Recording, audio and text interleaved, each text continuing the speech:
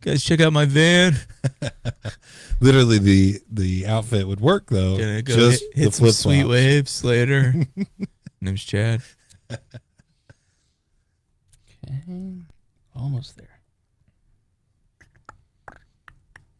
I have to pee like 1,000 times. Well, I do have I have a huge list of just topics that I've saved for my podcast. Our podcast.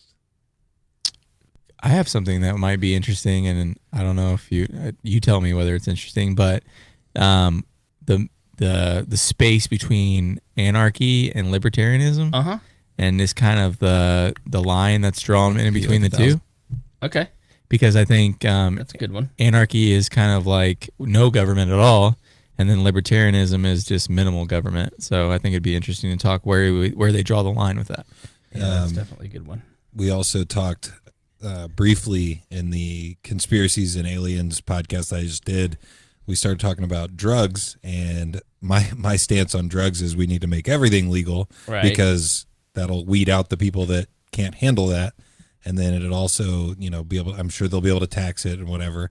But what's the stance as a libertarian on ingesting? Another thing that's super interesting that I've been getting into, and illegal substances. People have talked about on all the time, but the prison system and how much money we spend on that a year, and how whether these people that are being put in jail are spending time in there for the right reason, and or the amount of money we spend on it every year is just interesting to me that we spend.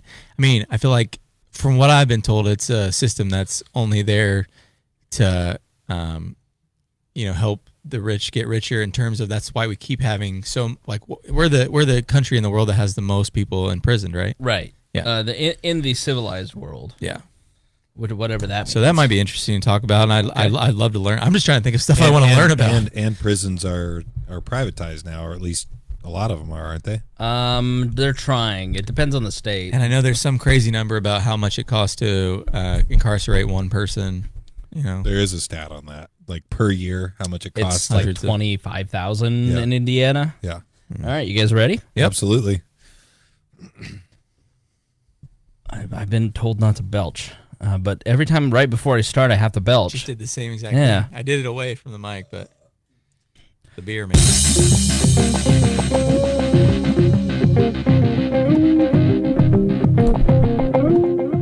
Welcome to We Are Libertarians. I'm your host, Chris Spangle. We bring you all of the irreverence modern politics deserves while putting people before political parties. We examine current events from a libertarian perspective with the goal of leaving you better informed. Please be sure to rate and review us on iTunes, like us on Facebook, and subscribe on Patreon at WeareLibertarians.com. In exchange for supporting our program, we give you all kinds of bonus content and free stuff. This show is crowdsourced, so send us news with the hashtag WALNews or in our Facebook group and Discord channel. We're always taking your questions and comments via email at editor@WeareLibertarians.com. Please be warned that this show is raw, unedited, and authentic, so the language is sometimes strong and offensive. With me tonight are the boys from the Juice in the Morning podcast. James Nease should be along at any moment. He didn't know he was supposed to be on, so he's on his way. So let's start with Juice. Justin Juice Kelly, how are you doing? I'm doing fantastic, man. This song gets me freaking pumped. Like, I'm ready to go. Let's go. You're an actual listener to the podcast, are you not? Yeah. Absolutely. Okay. And Shane Jones, how are you? Good, man. Glad to be here. Yes, you are his Harry. He is the dear leader, and you are the Harry, Shane. Yeah, Harry and Lloyd. Yeah. And now these guys have had me on their podcast a couple times, and I figured it's only fair to have them on. They're local podcasters here in Indianapolis. What's your show about?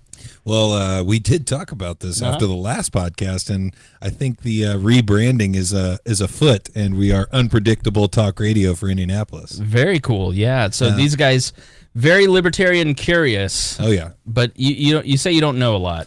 Absolutely. I mean, well, like you told us, we should start giving ourselves a little more credit than that. Yes. So maybe I do know some stuff. Maybe I do know some stuff. Patreon subscribers heard the podcast. I put it in the feed, but if you want to hear me on their show, where do we find the podcast? You can find the podcast anywhere that you download podcasts. Apple Podcasts is like obviously the biggest one with the fact of Apple kind of taking over the world. But you can find it anywhere you download your podcast. So I think Podable just like added us. I actually just got us on Spotify as well. So people can stream it. And I know that people are doing that a lot more because a lot of people go to you and you tell them, like, yeah, I do a podcast. Well, what is a podcast? That is getting better. It is. It's getting a lot better. My only beef is that it's getting better because of the storytelling podcasts. And I actually asked, and if you agree, tweet at Apple Podcasts this. Can you make a storytelling section? Yeah. Like, make a category for storytelling because because then smaller podcasts like us will have a better chance of getting in the ratings, and it's just like you go to news and politics and society and culture, it's nothing but true crime. Right. And true crime is like a huge thing right now. Yeah. I mean, they're gaining so many listeners and so many I think housewives that just are plotting how to murder their husband. They also just found the Golden State Killer, supposedly. Yeah. Have you heard about that story? I actually watched it on ID, like a true crime episode of, whatever. But yeah, I watched the entire episode, and it really bothered me for weeks. So I was like, man, like, he didn't catch that guy, and he really messed with some people and bothered some people's lives. And then literally like 2 weeks later, I'm just watching the news, and there he is. That's cool. And that was just on their last podcast as well. See, you solved the crime. I did. It was me. It was you. It was my intuition. I spent last summer solving the OJ murders. I watched all the OJ programs on Netflix and Hulu, and I just couldn't get enough of it. And then I was like, maybe I should start watching true crime shows. It's like, no, I'll never watch anything other than that. Have you ever seen the HBO? Is it HBO True Crime? I don't know. I have no idea. I stay away from true crime. No, it's a show called True Crime with Woody Harrelson.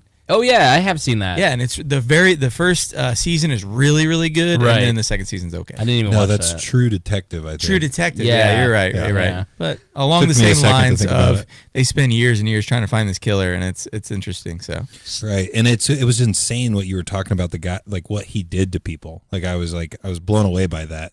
What did I say? I forget. When the mics go off, I forget everything I said. It was like him talking about breaking in, tying up the husband and the kids and making them watch him or listen to him rape the mother. yeah, I think sometimes Jesus. he would take them to other rooms, the Good kids Lord. and whatnot.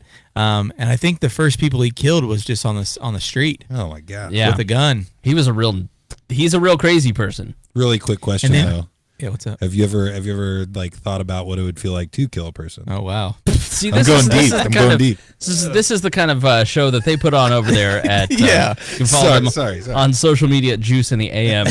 I appreciate it. See, I had to let them talk because I'm like getting attacked right now by allergies or something. As soon as we sat down in this chair, my face started swelling up. It was it's like I'm allergic to my own cats all of a sudden. So it's like, why not?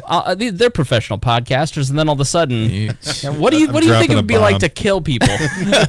Not something that we wouldn't entertain on this show. Right, absolutely. I mean, it's just something that it's a question that, for example, like, Everyone's for sure thought of it. yeah, and like it goes along the ways with military a lot, because like I have friends that have been in the military, and like I always wonder, like, well, how would I react in a situation where it was either me or the other person, and then instantly it would be the other person. I think with me, it's whether it was justified or not. I don't think I would have so much. I mean, I don't know, because you don't know until you kill someone. But I think if I just accidentally killed someone or something like that, it would really, really bother me, unless it was someone like a bad guy or justifiable. So Stone in the chat says, "Thanks, Jordan Peterson, because I have had that thought." Yeah.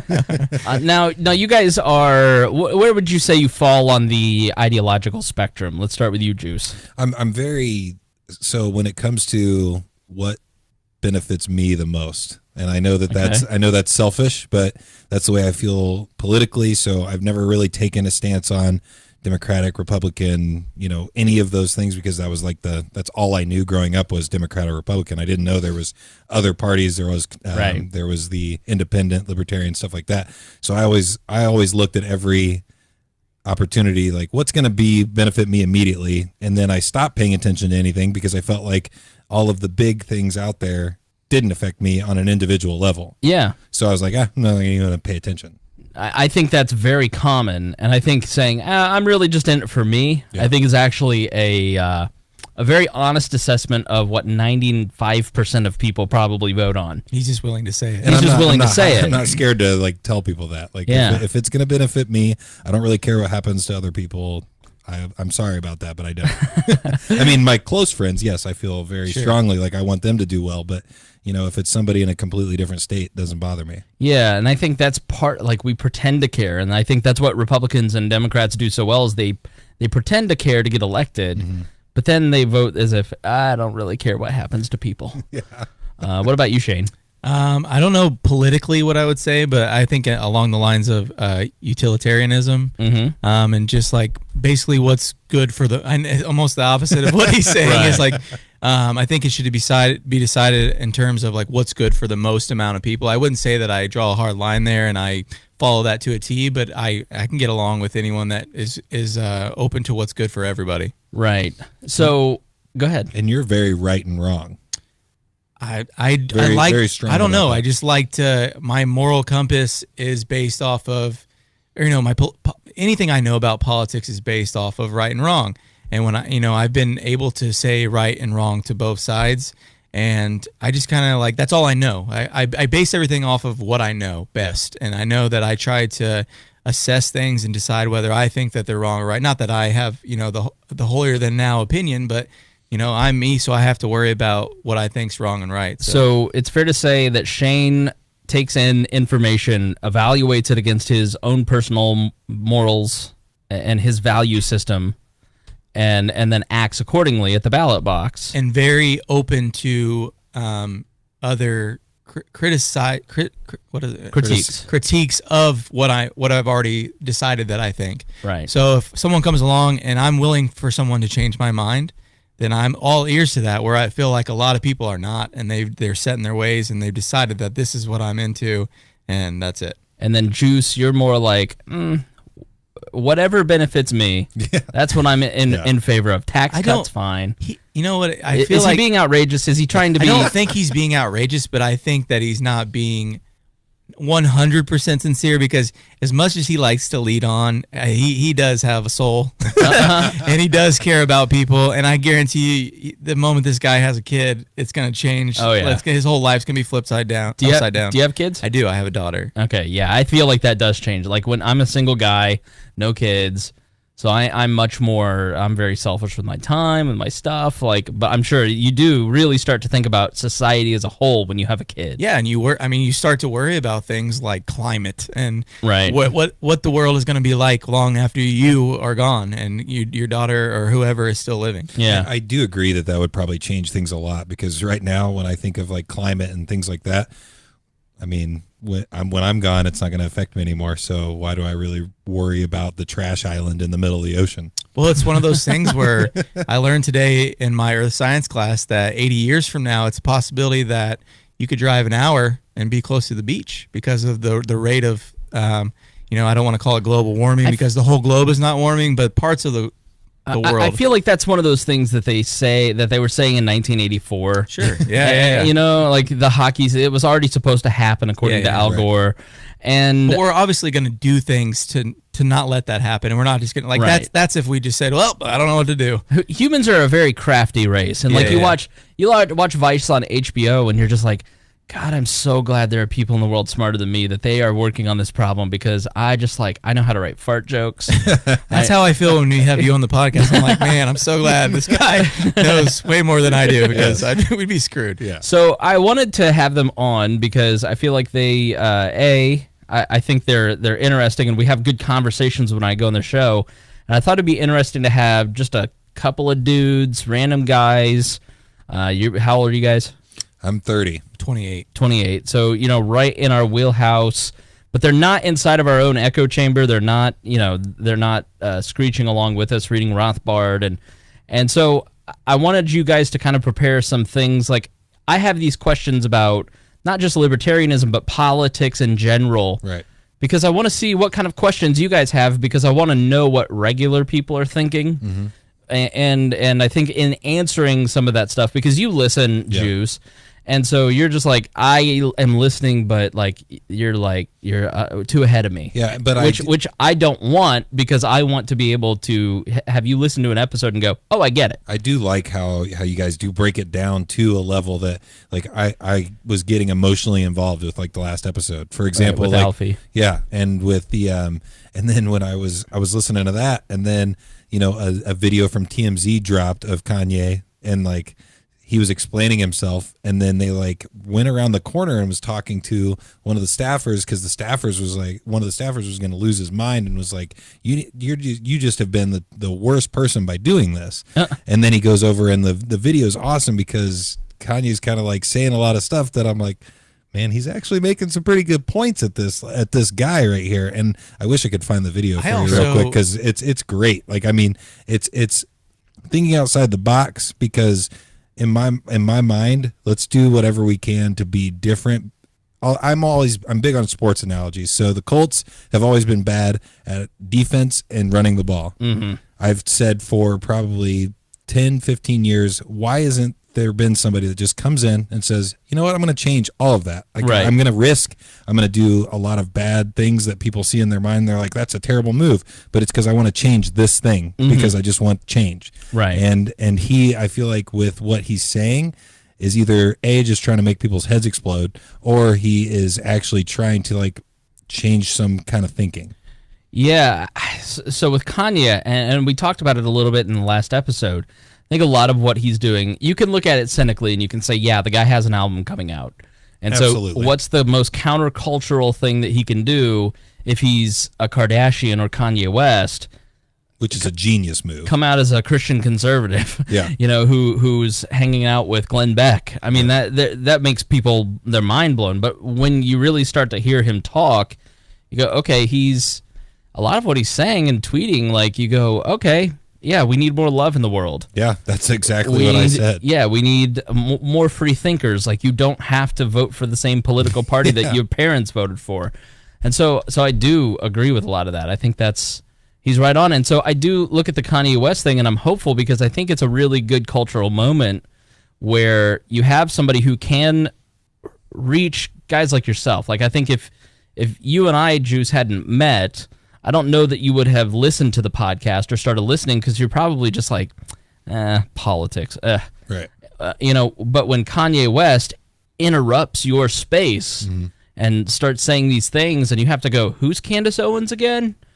And I think we kind of, people who follow this stuff as closely as I do, as our listeners do, like, we know who Candace Owens and Charlie Kirk is to some extent, but like, everybody knows who Kanye West is, And I'm really bad at all of my news being the very surface level. Like, the stuff that's the most popular thing is what I see. So what kind of news do you read?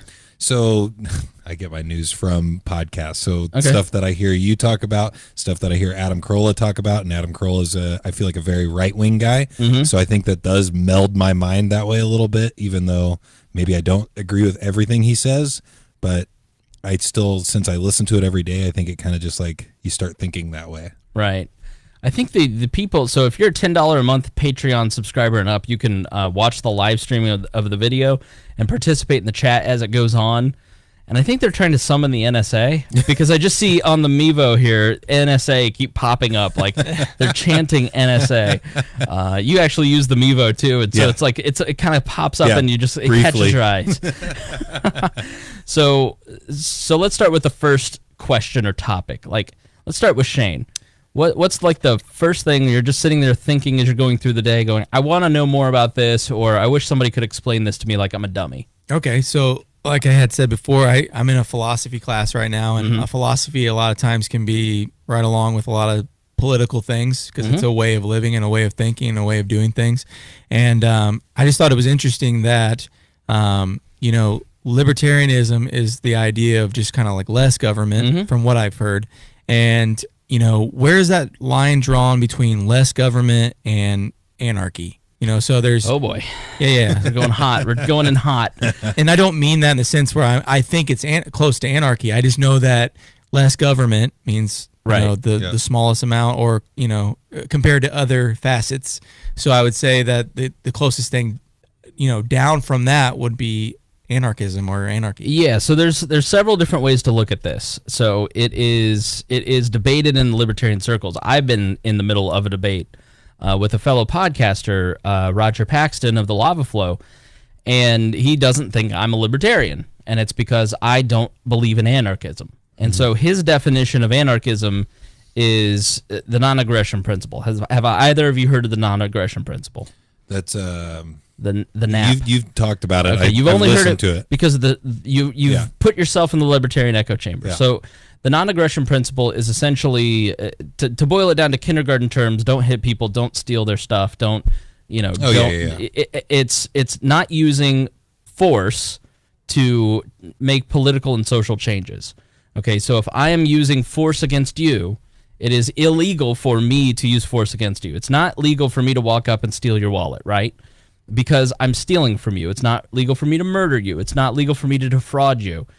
It doesn't make it less immoral when Juice and I vote ourselves a government of two, and you're the odd man out, and you're our subject, essentially, and we vote to take your wallet. That doesn't make it a more moral situation. Right. It's just a group of individuals have appointed themselves the force of a number of people to enact on a society. So in Roger's definition, in an anarcho-capitalist society, a libertarian is not someone who believes in any use of force in any way, shape, or form. So if you believe in any taxes, if you believe in any government, where people are not voluntarily opting into that system, then you are not a libertarian. But then that's the key word, is voluntary.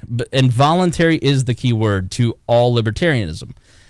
I don't disagree with that sentiment, right? But that's a very, I don't want to say it's an extreme view, because to me that explanation fits perfectly within not only my moral system, not only my values, but I think most people's. So I don't think that it is an extreme ideology. I think society and government have gone to such an extreme place, or have always been at such an extreme place, that we're so used to government that the idea that each person is their own government, their own individual, is a radical idea to groups. And Jonah Goldberg's new book really talks a lot about this in the development of human beings. It's man, I'm like into the first chapter, right, called Suicide of the West, and it is so good. It's better than his last book, which is one of my favorites, called The Tyranny of Cliches. And so anarchism is libertarianism. Okay, it's just in a very pure form, I guess, is the way that we would phrase it, because anarchists don't believe in using any force or having any government. So what is life like for the average human if it is anarchism? It just goes back to like a more, is it like the strong super survive? Basic, like the world is. I don't think so. No, if you look at the development of society, for instance. Human beings are pack animals. We grew as a species. Tribal, yeah. Tribally, because you had to have packs. You had to have groups of people to survive. You couldn't be your own individual to survive.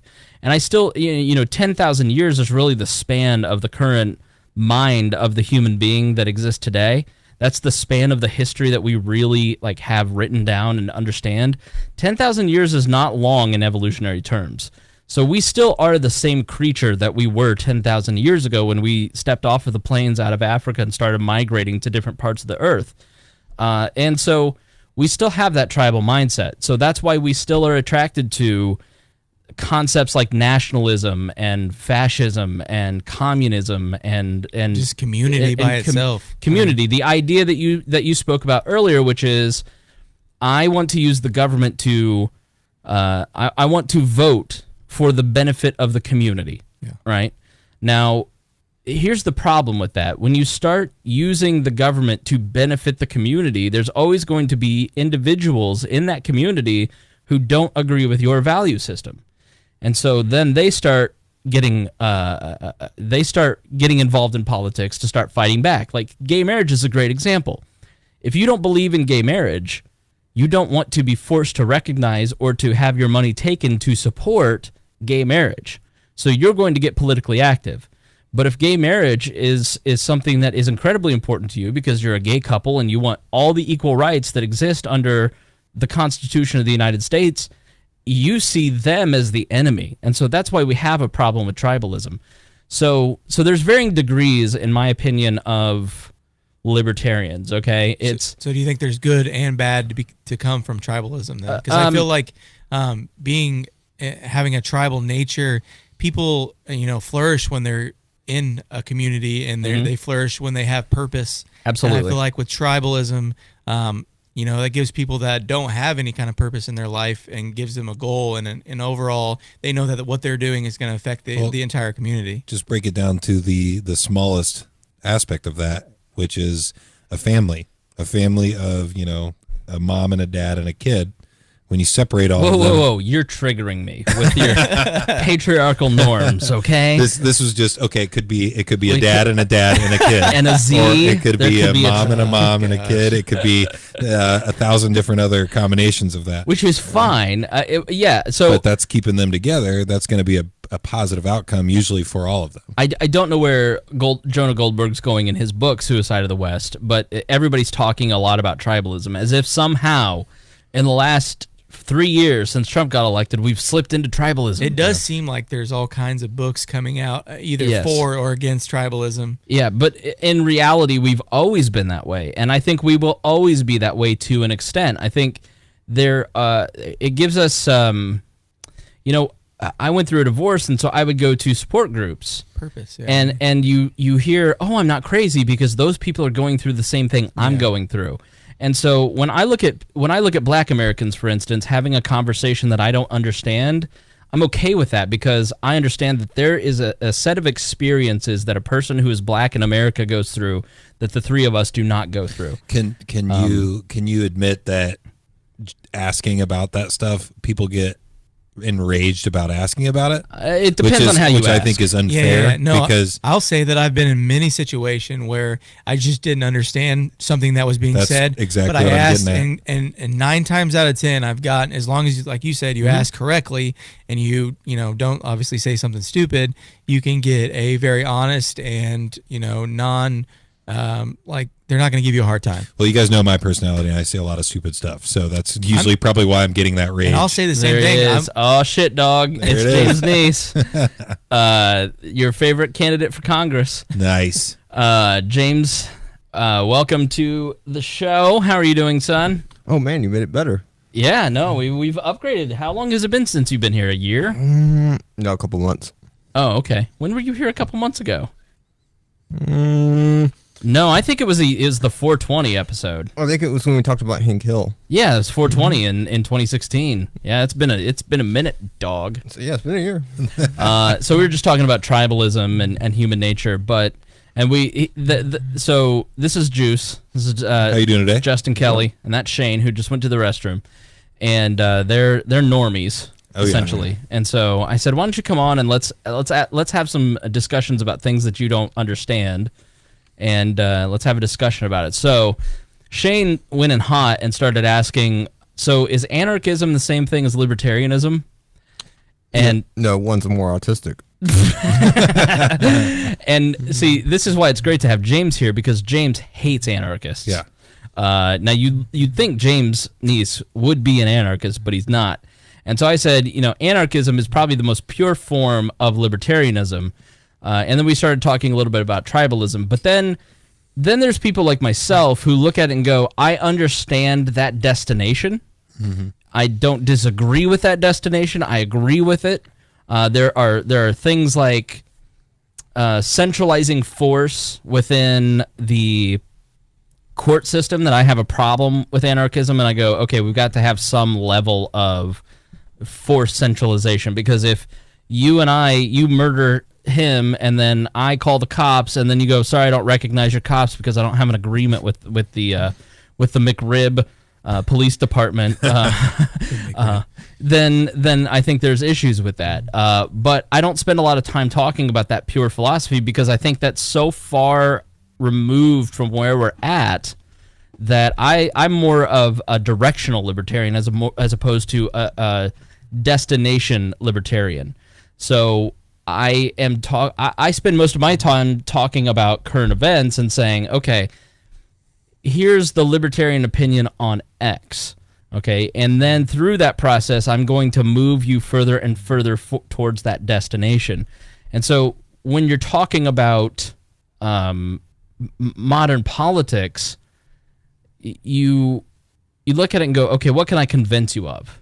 Okay, the last best libertarian structure was the United States Constitution, and that is agreed upon by a lot of people. So let's talk about that, and let's see if let's understand the United States Constitution, the founding era, and use the reverence and the patriotism around that time to get you to understand these basic libertarian principles, and then you can work your way back over time.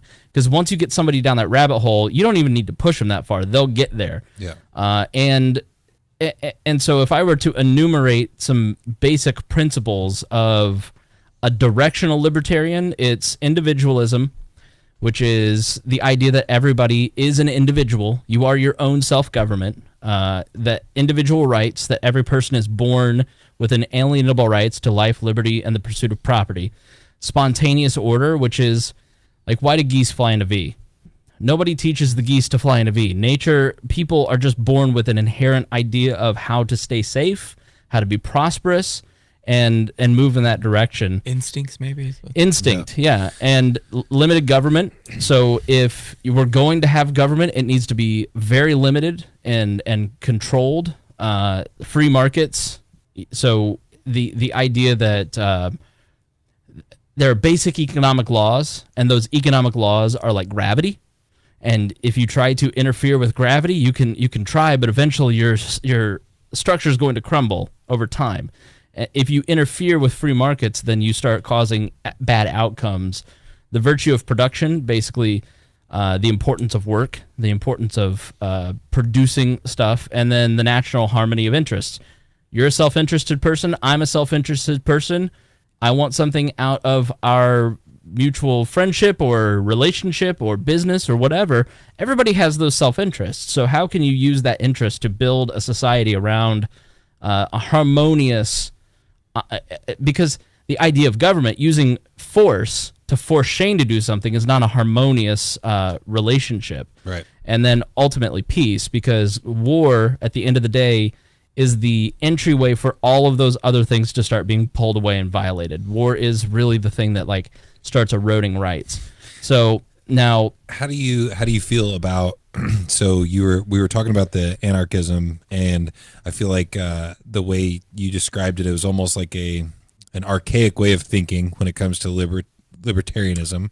Correct? Like it's like I would old say that way, or no, I would say that the idea that we need to use force to have other people do things, or that we need to use force to that we need to use government. Like, to me, government is an outdated thing. The idea of electing a few to rule over the many is a very outdated mode of thinking. And to me, anarchism is the future. Mm-hmm. The idea, the future is libertarian. If it's not anarchist, then it's at the very least libertarian according to those principles that I outlined.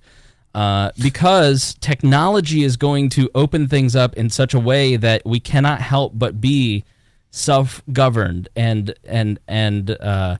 all of those principles will automatically open up because the government won't be able to keep up with us. So what's your ideal vision of what would happen? What libertarianism could be? What could it be? If you were to say in a realistic future, then it's impossible to say with and James is just sitting here waiting to tear me apart because he doesn't agree with any of this. I love it. But I would definitely say that if you had small communities, and let's say I live in Southport, right, and you move into Southport, there's an agreement amongst the people within a determined boundary, and all of those people cooperate within those various boundaries, and what you find under capitalism is that I don't wake up every day learning to grow bok choy. I don't give a shit about growing bok choy or making Mevos or creating cat litter, but that's somebody else's passion, right? And so for every need, there is going to be a person who is filling that need. And the demand of an anarchist society that is prosperous, it's going to rapidly expand. I'm trying to do a very complicated explanation, and my cat won't get her asshole off me. I love it. Capitalism is going to fill that void. It's going to allow everybody mittens. It's awesome because I feel like it's the exact same amount of time each time. It is. It's always like 20 It's on a minutes schedule. in. Yeah. So she has a thing where she wants to make sure that everybody understands that I am hers. Okay. She wants everybody to know that I belong to Mittens and you don't. And so she's going to put herself right between you and me. Yep. So everybody has a purpose. They find their community. They set a set of rules that they abide by. They find purpose through the dignity of work. They fulfill their needs through their family. They're not using the force of government to force their beliefs on anybody else because you found your own tribe. What about the things that people? I'm just being the devil's advocate here. What about things that people don't want to do? Like what? I mean, you say that people want to make bok choy, but I don't know if that's a real thing. There are people right now who, because of their own economic interest, empty porta potties. Sure. Right. They may not love to do it, but Yeah. they empty porta potties because it needs to be done. That's almost, I mean, that's what we do now. Right. People do jobs every day that they don't want to do. That's because we have a fairly capitalist system. Yeah. Right. Yeah, because you're going for everything that you can get before this is all done. And when you That's said what I'm doing. when you Right. said small community, it just made me think of like city and state. And in many ways, in how I think it would shape out, that is what it would look like. Just on a smaller scale. Just on a much smaller scale. Because even something like the city of Indianapolis, with 1 million people inside its jurisdictions, it's too big, it will fracture apart.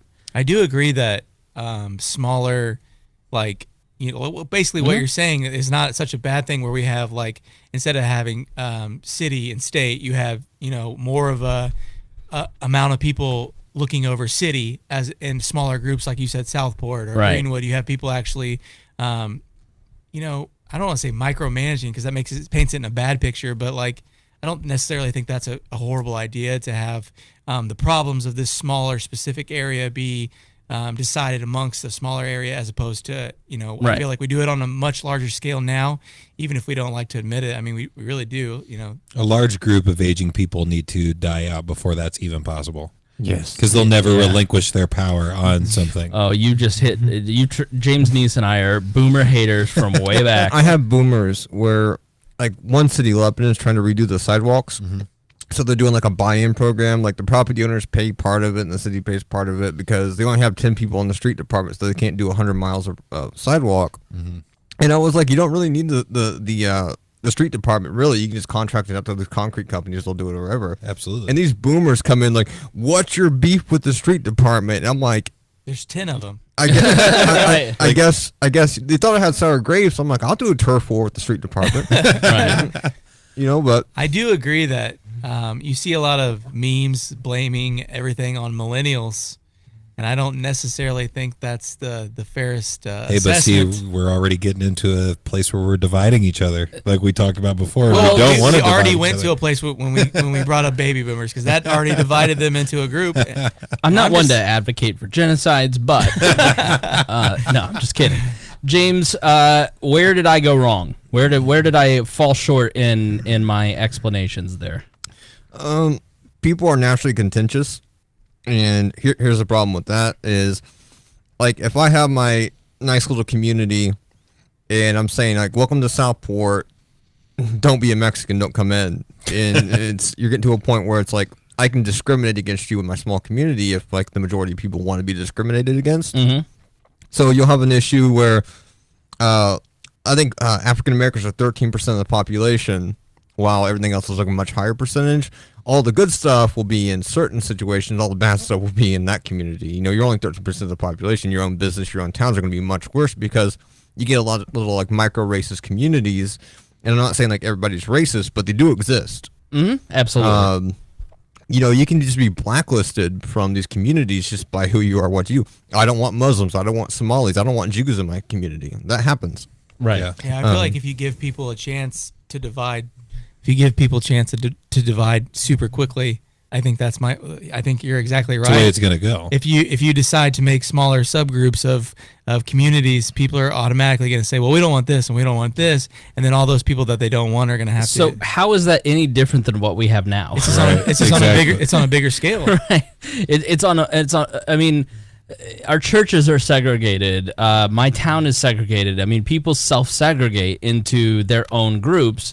I mean, because we are inherently tribal, and that's where a lot of people who argue for the state go wrong, is that they're like, well, this will happen. It's like, well, it kind of already is going on. It's just worse and more pronounced because we're using the government to beat the shit out of each other. Mm-hmm. But continue, James. Like, so how do you solve that problem? You don't. You just accept it as it is. Okay. I'm not going to be welcome into an all Chinese community. I'm not Chinese. Just like the Chinese person is not going to be welcome into like some Aryan white nationalist community because he's not an Aryan white nationalist. You just let them exist as they are. They're going to have to trade somehow. If these Chinese people own all the tomatoes and these white people really want this tomato sauce, they're going to have to trade with the Chinese. So they're going to have to bite the bullet.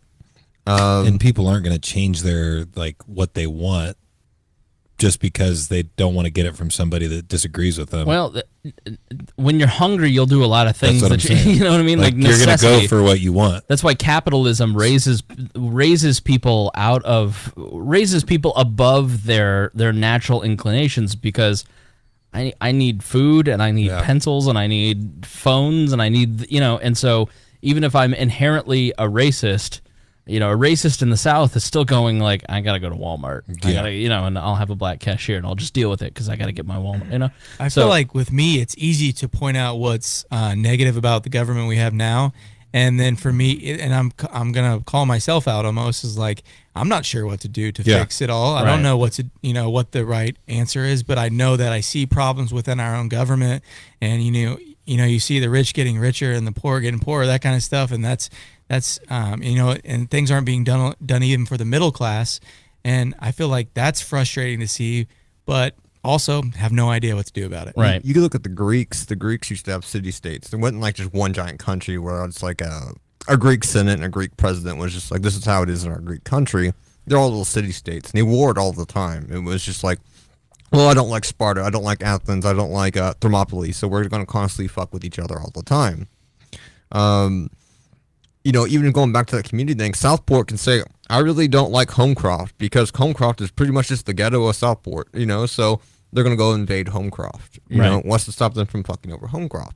Okay, so what kind of world do you, and we're talking about utopian visions in a lot of ways. I think in some ways the future is very libertarian because of technology, but technology also could be used. It could go a whole different direction than I'm hoping it goes. Do you just mean that by people are going to be capable of relying on themselves more? Yeah, I think you look at the smartphone revolution.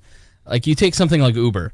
Uber has decimated the cab business, and it's because it innovated so quickly that the government hasn't even had time to, like they're trying in New York now because there was another suicide. The Daily podcast is great. If I could do a podcast full time, I would do the Daily. Only for libertarians and not status, but so they were talking to this cabbie, and they're losing the price of their medallion, and the state monopolized medallion system of taxis are basically causing all this economic strife amongst cab drivers who, bought these medallions for $150,000. They got up to like $1 million in value at one point, and then Uber came in and Lyft and completely decimated the value. And now it's like down to, in some cases, $50,000 for one of these medallions. And so the cab driver in the podcast was basically saying, like, it's not fair. I'm not mad at Uber. I'm not mad at the other drivers who drive for Uber. I'm mad at the city for having a monopoly basically on this service and creating an unfair competition. Now, his solution was to ban Uber and Lyft. Yeah. But instead of going, get rid of the government monopoly and let me just drive a taxi without being pigeonholed and beholden to your system. So, or pay me for the value of my medallion. That's rough for me because it's kind of like a weird,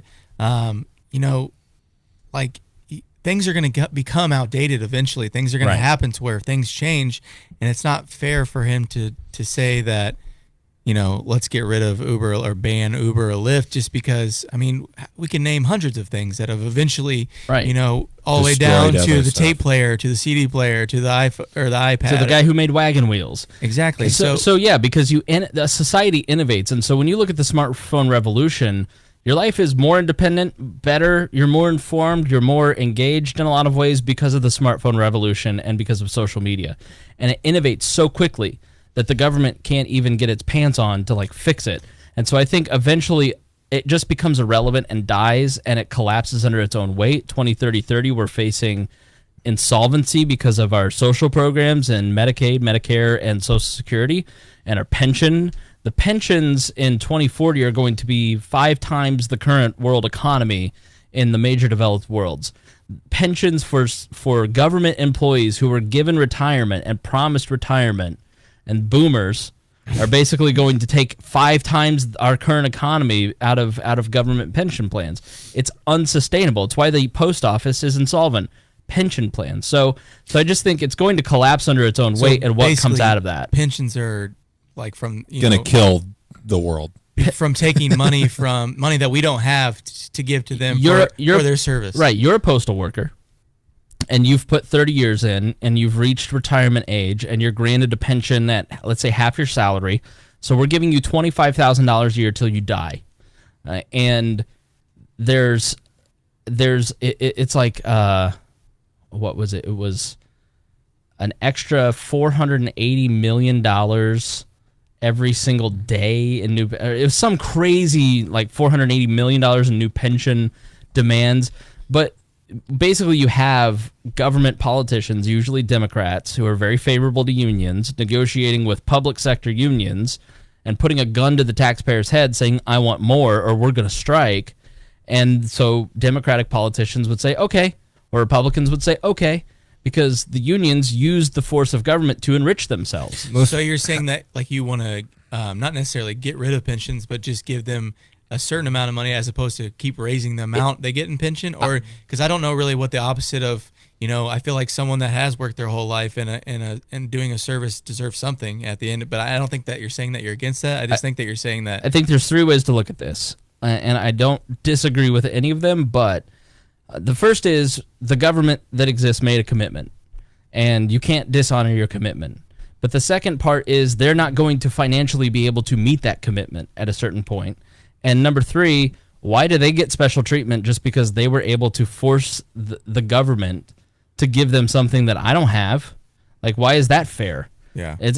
So I'm sorry that it's not fair that you got the pension in the first place out of my money. Yeah. It's not fair that you're not going to get your pension, but it's not fair that you were promised it in the first place. I agree with that. But I don't know what the alternative is, right? As opposed to, there has to be some kind of service besides Social Security, and in some cases that people are given money, to the point where they're not able to work anymore. They have to be taken care of at some point. I just don't know what the answer is, like I said earlier. So most people don't even retire. There's a postal worker in Lafayette. He's 60. He should be able to retire. He's been there for 40 years or something like that, but he keeps working solely because he can't afford health insurance. Yeah. His pension won't cover it. Well, my dad's a perfect example of someone who could collect Social Security at this point, but he's 69 years old and he works almost 50 to 60, right, sometimes 70 hours a week driving a roll-off truck just so he can make up for that money that he's not going to get when he retires. Right. And I mean, he wasn't offered a pension, but I worry about my dad because, once he does retire, I want to make sure that he has the amount of money that he needs to sustain life as long as he can. Well, and part of the problem is that the West looks at this as it's the individual's problem, as opposed to. And I'm sorry that I was getting ready to say that. Agree? I was getting ready to say I feel like you're going after the stuff that you need to do for yourself and to invest your money in a intelligent way so that when you do retire, you don't have to worry about that stuff. But you can't blame those people because they were promised a pension. But you can't trust that that's going to always be agreed. Where it's but at. I'm just saying, and I think that's what he was saying. It was irresponsible for a government to tell you you're going to get this when you retire. When they knew damn well they based everything on projections. Okay, People are smart. There's mathematicians. We'll have more money in the future, so we're going to base these increases on projections. Yeah, you don't want to put all your, whatever in one Right. basket. Eggs in one basket. And so everybody knew that it was insolvent, and the boomers, like, no offense, but your dad, they voted in these politicians that kept giving those promises. They were lied to, and so this is the consequence of your actions of voting in politicians that aren't financially responsible. But that doesn't make it any easier on the individual who's looking at retirement going, well, shit, I thought I was going to have this, I was promised this, and then the system took this away from me. I will say props to my dad, because he continually, he could have retired a long time ago Right. and just made off with less money, but he's deciding to stick it out, and he realizes that no one's going to take care of him besides himself, like Right. you guys were saying, and he's working those extra however many years so he can save money for his retirement. Right. So, Right. and that might be a good outlook for people that are in that situation that relied their whole life on a pension and then they're not going to get it. Well, that's why we need to look and be honest. We need to look at millennials and be honest and say, you're not getting Social Security. And even if you do, it's going to be $2,000 a month. And when we're 65, $2,000 a month is going to be nothing, because they keep inflating the currency. So but part of the problem with our current society is that we look at it as the individual as opposed to the immediate family, the community. I mean, when you look at Eastern society, for instance, they have a much more communal outlook on life. And, you go to places in Japan where, like, these old people, they're like 83 having parties because they're 83 or 103, I mean. Like, so part of it is our individualistic culture. Yeah. Just because we are individuals, you do bear some responsibility to those around you. So even in a society with no government, you can be a selfish Ayn Rand objectivist, but you do bear some responsibility. You do have to be a moral actor. Well, all politics aside, I mean, when it comes to morals, don't you want to, say that you took care of that person that raised you, and that, I think that's what you're talking about. Yeah. When it comes to terms of community, when you have, and like I think what you're talking about in Japan and whatnot is people get old and their kids or whoever takes care of them until they're they're gone or whatever. And I don't think that's such a I think that's becoming more common though within the United States, and I think that's a good thing. And when that happens to my dad, I plan on taking care of him or whatever. Yeah. So. I don't want to get too far down the ADD rabbit hole, because James was just torching anarchism, and that's heresy. So where do you think we end up? Like, I'm not going to ask you to create your own utopian vision of what you think the world will be, but like, if you were to, what's your version of libertarianism, I guess? It'd be more technocratic. Like I brought up a point before that, at least when during these rounds through all these counties, they talk about how James much they Nease spend. running for Congress in District 4 as a Republican, vote in the primary for him. So they're talking about how much we spend, and there's actually less staffers in D.C., and that's just because there's not enough influence in Congress anymore. There's not a whole bunch of need to spend that much money on staffers anymore, because the role's been minimized. Right. You see an ever-growing executive, but you see a minimizing legislature. So as you see that sort of happen, you're going to bounce into a technocracy where things like, do I have to show up to the Capitol to vote, or can I just go to my VPN app and vote yes or no? Once you start getting to that point, where government can just be sort of a application or a tunnel to get what your opinion is to somebody, you'll see a shift in how much enactment's going through and how much people get involved in the system, because a lot of people just don't do it because the way we do it's sort of outdated. The way we govern's outdated. So I think when you go to a libertarian society, it's not so much as we're going to a full-blown ANCAP society, but we're going to have a society that's based around more on technology, more on leisure. Some people call it gay space luxury communism, but that's the way you're kind of headed. Is that real? If I Google gay space luxury, I'm going to Google that right when we're done. Luxury communism, that's a thing? Yeah. Well, James Nease, Republican for Congress, believes in gay space luxury communism. Well, no. There's your headline. God, I hope you win. we have robots. We're getting more robots. We're getting more advanced. AI is getting more advanced. I mean, there's a lot of people that argue like my jobs, but the jobs they're arguing for are going to be invalidated. These are like factory workers. These are like your steel workers. All those things are becoming heavily automated. Like, it's to a point where you're defending a system that's an industrial age idea. We're not in the industrial age anymore. We're in the digital age. So as these people start to taper off and things are starting to be done by like one person at a computer programming things that go out to like 50, 60 robots, you're going to a point where like they're going to try, well, let's try to get some sort of society where you can base merits on what you can do as opposed to what you can do for a company. Companies start to be decentralized into individual ownership and make an app, develop an app. People are like, what do I do about my union? I don't get paid fair by my boss. And they'll go to like Wendy's and work like a 9-hour shift at Wendy's. I'm like, if you have $50, you can buy a computer and learn Java code or learn something and make applications pretty easy and sell. It's not that hard. They just don't put the effort to do it. So as those people become extinct, the people that are unwilling to do that, you're going to see a shift where we're all just individuals with tablets, phones, creating stuff, selling it out into the ether, waiting for people to buy it and sell. Okay, and so you think that is that sustainable as a long? I mean, we got 10 million people or 10 billion people on the planet creating apps. No, it's sustainable in a first world. It's not sustainable in a third world country, and the reason they just don't have the plant resources to do that. Like, I can't replicate all this technology in like Somalia, for example. I can't replicate it in India too well. Gotcha. There's always going to be those countries. The phones have to be made somewhere, right? Yeah. Someone has to do the mine the raw minerals, have to mine all that stuff. There's countries that do that because they're so lapsed behind. They get exploited. So that's just how it goes. I mean, there's always someone, even in like the Judge Dredd series, there's always the wasteland where they'll farm the stuff and bring it to like Metropolis, so it's kind of the concept that the poor will always be with us. That there's no matter, there's not going to be a worldwide universal basic income. Everybody's making 30 grand. No, sounds like there's going to be no middle class at all. No, yeah. Finland tried that. They tried like a year experiment with the universal income, and it did not work out at all. That's just because you're not at that point yet. You're not at a point where everything is completely automated, where you see like some Matrix situation where, we got the robots doing everything for us. 100 years, 200 years, maybe. Not now.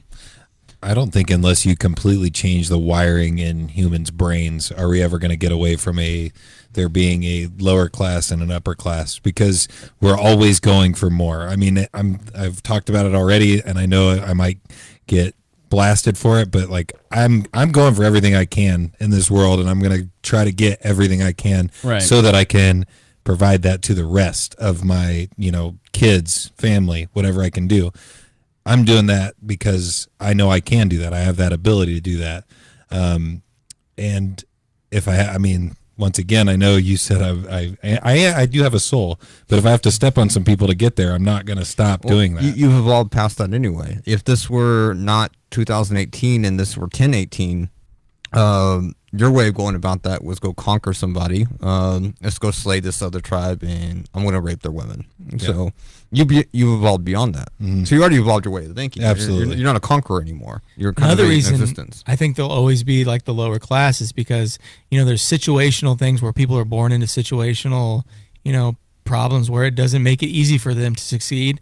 And then there's people that are just plain lazy. Yeah. So you're always going to have both of those things, I feel like. Right. I genuinely think you'll have people that just don't have the desire to put any effort in, and then you'll have those people that were born into situational, things where they're not able to flourish in the world, I guess. This is some white-ass privilege, James. Well, no, it's people do not put in effort. Like, there's... Well, the perfect example was what I was going to say is you brought up the fact that, people could just go learn how to code or learn how to do simple, computer strategies. But this entire podcast, everything I do, I learned on YouTube videos. Right. I didn't go to college. I didn't graduate from college, and I went for a history degree. I didn't. James got a philosophy degree. He didn't learn coding in college. Like, formal education did nothing except for learning how to write and think differently. In college, a little bit. Do a lot of drugs. And he did a lot of drugs. I have a question I want to ask about that later. But I do agree with what you were saying about people just need to put in a little more effort and kind of roll with the times as opposed to just being so set in their ways and deciding that they don't want to. Because it's easier if I use the government to get what I want. Or it's easier to complain that until they things aren't going your right. way instead of going with the times and, evolving with the times as opposed to just sitting there complaining about how things are. And that's part of what identity politics is about on all sides, left, right, center, everywhere. It is about, I don't want to put in as much work. I'm disadvantaged because of this privileged group. I need to knock them down. I don't have a job because these Mexicans come across the border. I don't have a job because of white privilege. And so there are aspects of it that are good, that are relevant, that are things that we need to be cognizant of, and then there are abuses of the entire identitarian movement. So let's cut that off. All right, that's really good stuff.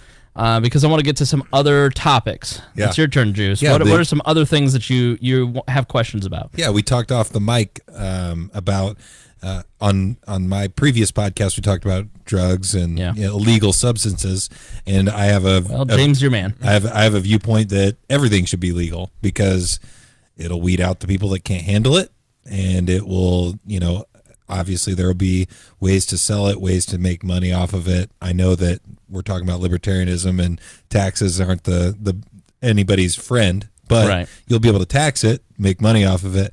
I just think that everything should be legal, and I want to know what your guys' thoughts are on just legalizing everything. On legalizing everything, I'm for it. There is a great article from the New York Times a few months ago called How to Win a War on Drugs. And it was a column about Portugal and how they've beaten the opioid epidemic by legalizing heroin. And people come out of the shadows. They leave black markets. We love the Prohibition era because of the gangster, the mobs, and the movies and Boardwalk Empire. But when you really look at the economics of Prohibition on alcohol are not that different than the Prohibition on drugs. And so when you remove the Prohibition, you remove a lot of the crime. Like who's bootlegging alcohol? It's become a perfectly legal, safe industry for people to enjoy. I don't drink.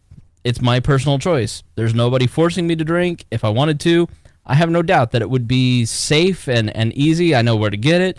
And it's my choice. Whereas you guys chose to bring alcohol tonight into this dry home. Yeah. And no, I'm just kidding. You guys, it's a fine Pilsner, by the way. Exactly. A nice Miller Lite. Yeah. And so all 6 of the beers we brought. Right. But because I drank 5 of them. Yeah. But because you have a large supply of it, you don't abuse it. You don't go crazy with it because you're like, mentally, I can go get it because it's easy. Whereas with illicit drugs, it becomes the psychology of it changes within the user. I don't mean in the terms of it's a disease, addiction's a disease. I'm talking about just like the initial phases of I got to stockpile this, I got to use a lot of it. So that changes the idea that we lock drug addicts into prison where drugs are readily available. Let's stop and break that down. The prisons, the most secure places in our society, drugs are easily available because people will always find a way to get their vices, to get what they want, and they will devise new ways to get their heroin, their lean. Well, there's even certain, correct me if I'm wrong, but there's certain places in the United States that give people heroin to as long as it's under supervised and people are watching, you're able to use heroin. Right. And that in itself, to me, is a problem, which people might see it. People might have someone close to them that's a heroin addict or something, but I much more get along with the fact, like, just make it all legal as opposed to, you can go to this place and you can use as long as it's in a safe place, that kind of thing. So once you make it legal, you bring people out of the shadows, you remove the black market, the products become safer because companies have a vested interest in providing a safe product, or else they risk losing their investment. Again, capitalism is great. And you have less of a problem because people are more willing to go get help because they're not going to get busted. And if taxpayers are going to pay for the war on drugs, why are we locking them in prisons? Why not going with the treatment first strategy? That's what Portugal did. They went with the treatment first as opposed to locking people up.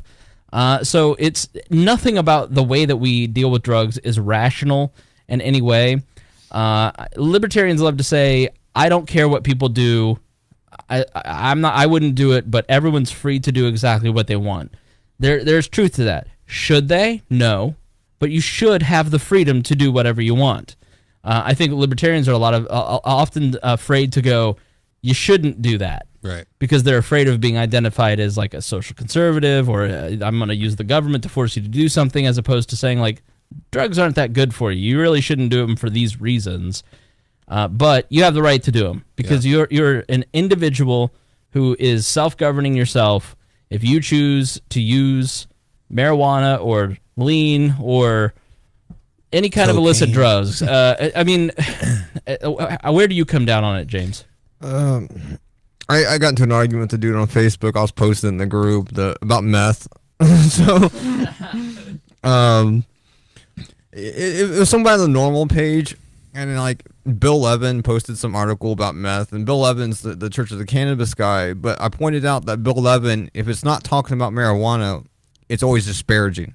It's always like, oh, man, those meth addicts. I'm like, meth is relatively safe. We put it in medications. Kids take it for ADHD all the time. The total number of meth overdoses was like 3,000 something in a whole year.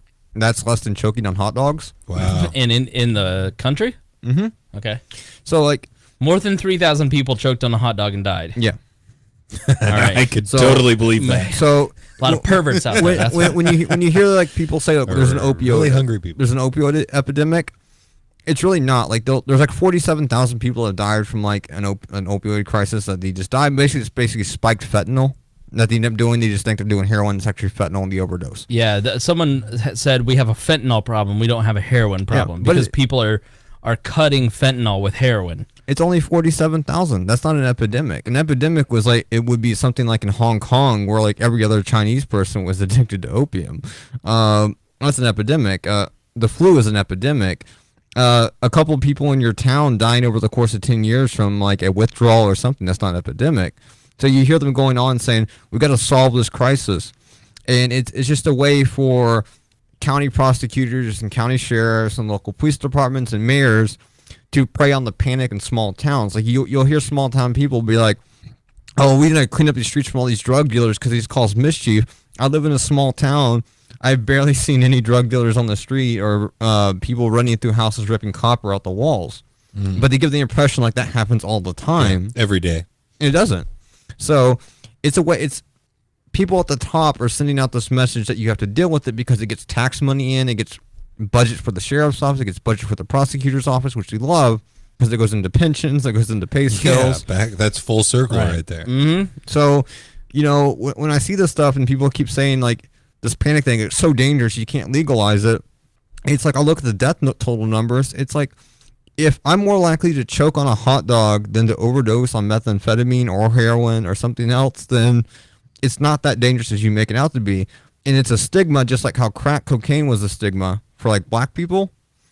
Meth is a stigma that somehow you're just this white trash dude banging your cousin and you're ripping shit out of my house. I do think there's it's a weapon in tribalism is what yeah. It's not so much a divide and conquer. It's just to keep small towns voting a certain way and voting tax increases because you don't want to get a tax increase for something. So like we're building a new building, we need a tax increase because you get all these Republicans and some Democrats going, I don't want you to raise my taxes. But when you say, I'm going to do a tax increase for the sheriff department because all these crazy heroin addicts are running around like raping and killing people and eating babies, boom, you get twice the amount of tax you wanted to get through. So they've been pushing this for a while, and you keep hearing it all the time.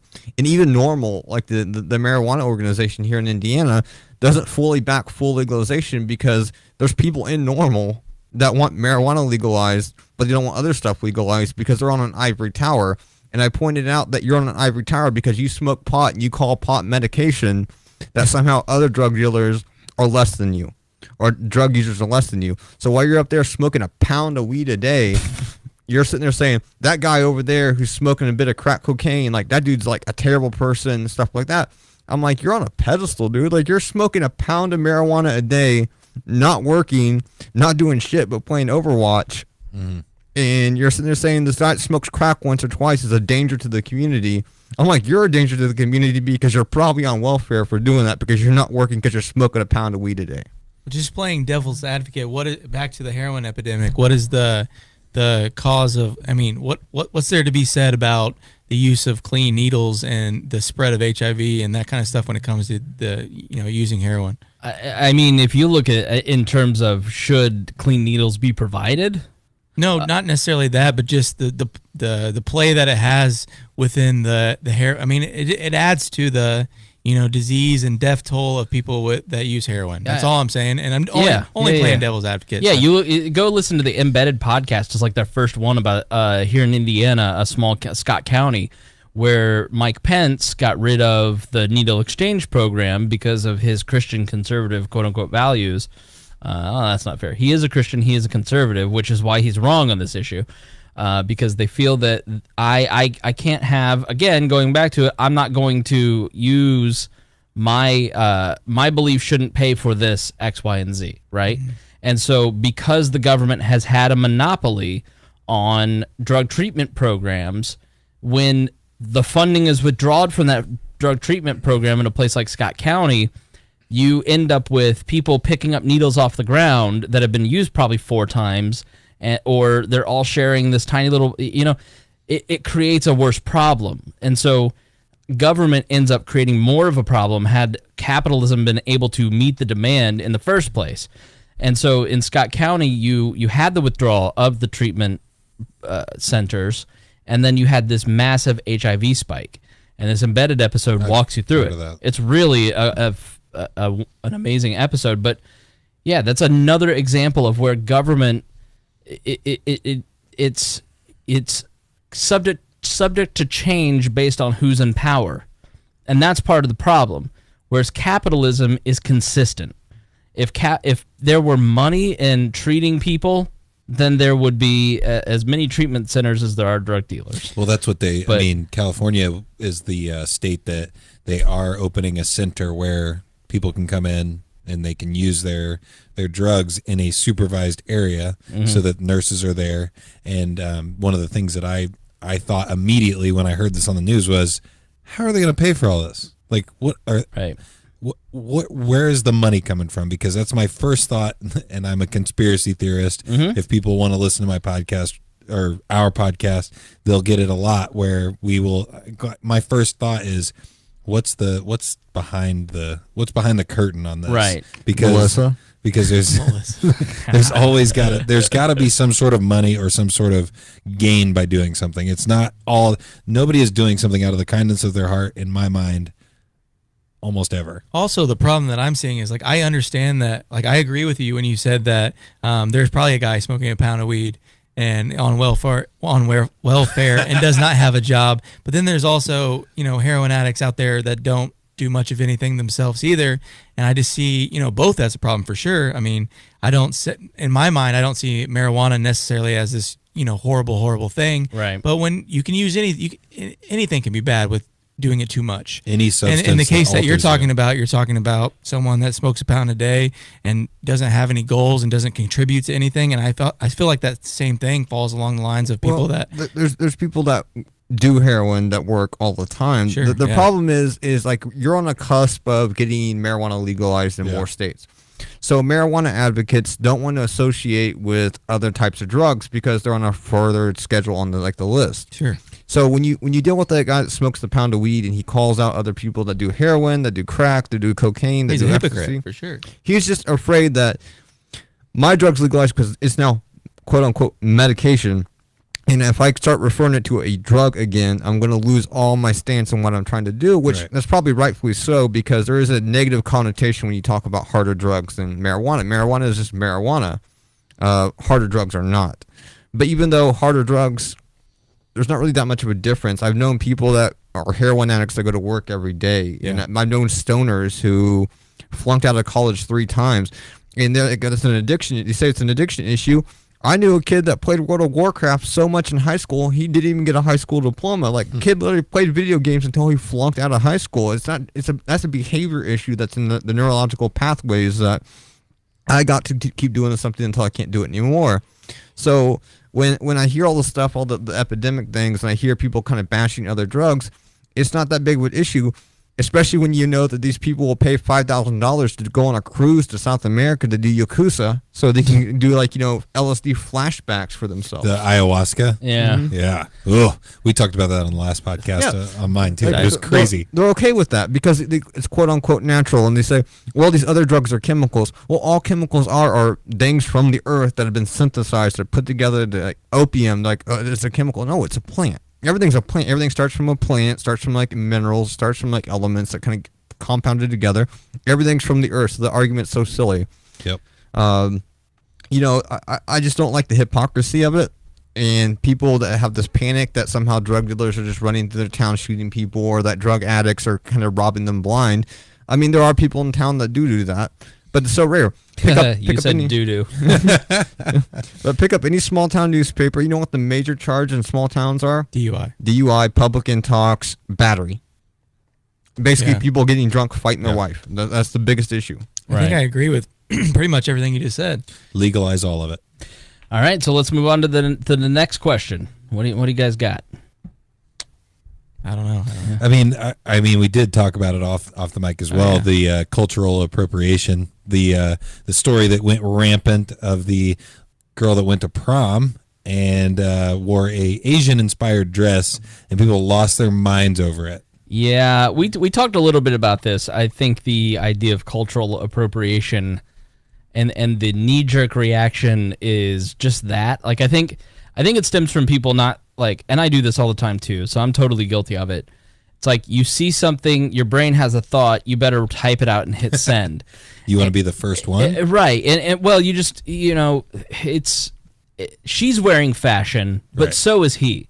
His political opinion is fashion. Right. And so many people these days wear their political opinion like they wear Ray-Bans or Dior or Louis Vuitton, because it's a status symbol. I'm in the hip crowd. I'm liberal like you. I'm showing how woke I am, and it's fashion. It's not backed by rational thought or hours of research. I mean, there are a lot of people, and when you see those people, you go, wow, they really do their homework, as opposed to this guy where he just looks and I'm going to tweet this because no one's ever offended. Mm-hmm. Offended is an emotion. You've never been offended. You have been angry, you have been stunned or shocked. You have never had the emotion of offended. I like that definition. And so it's just a made up thing. I understand and I can't identify, but I understand the sensitivities of minority cultures in this country and the generations of exploitation that we were just talking about. That's why communism grew, is because capitalism or mercantilism basically exploited these countries, and now they're fighting back.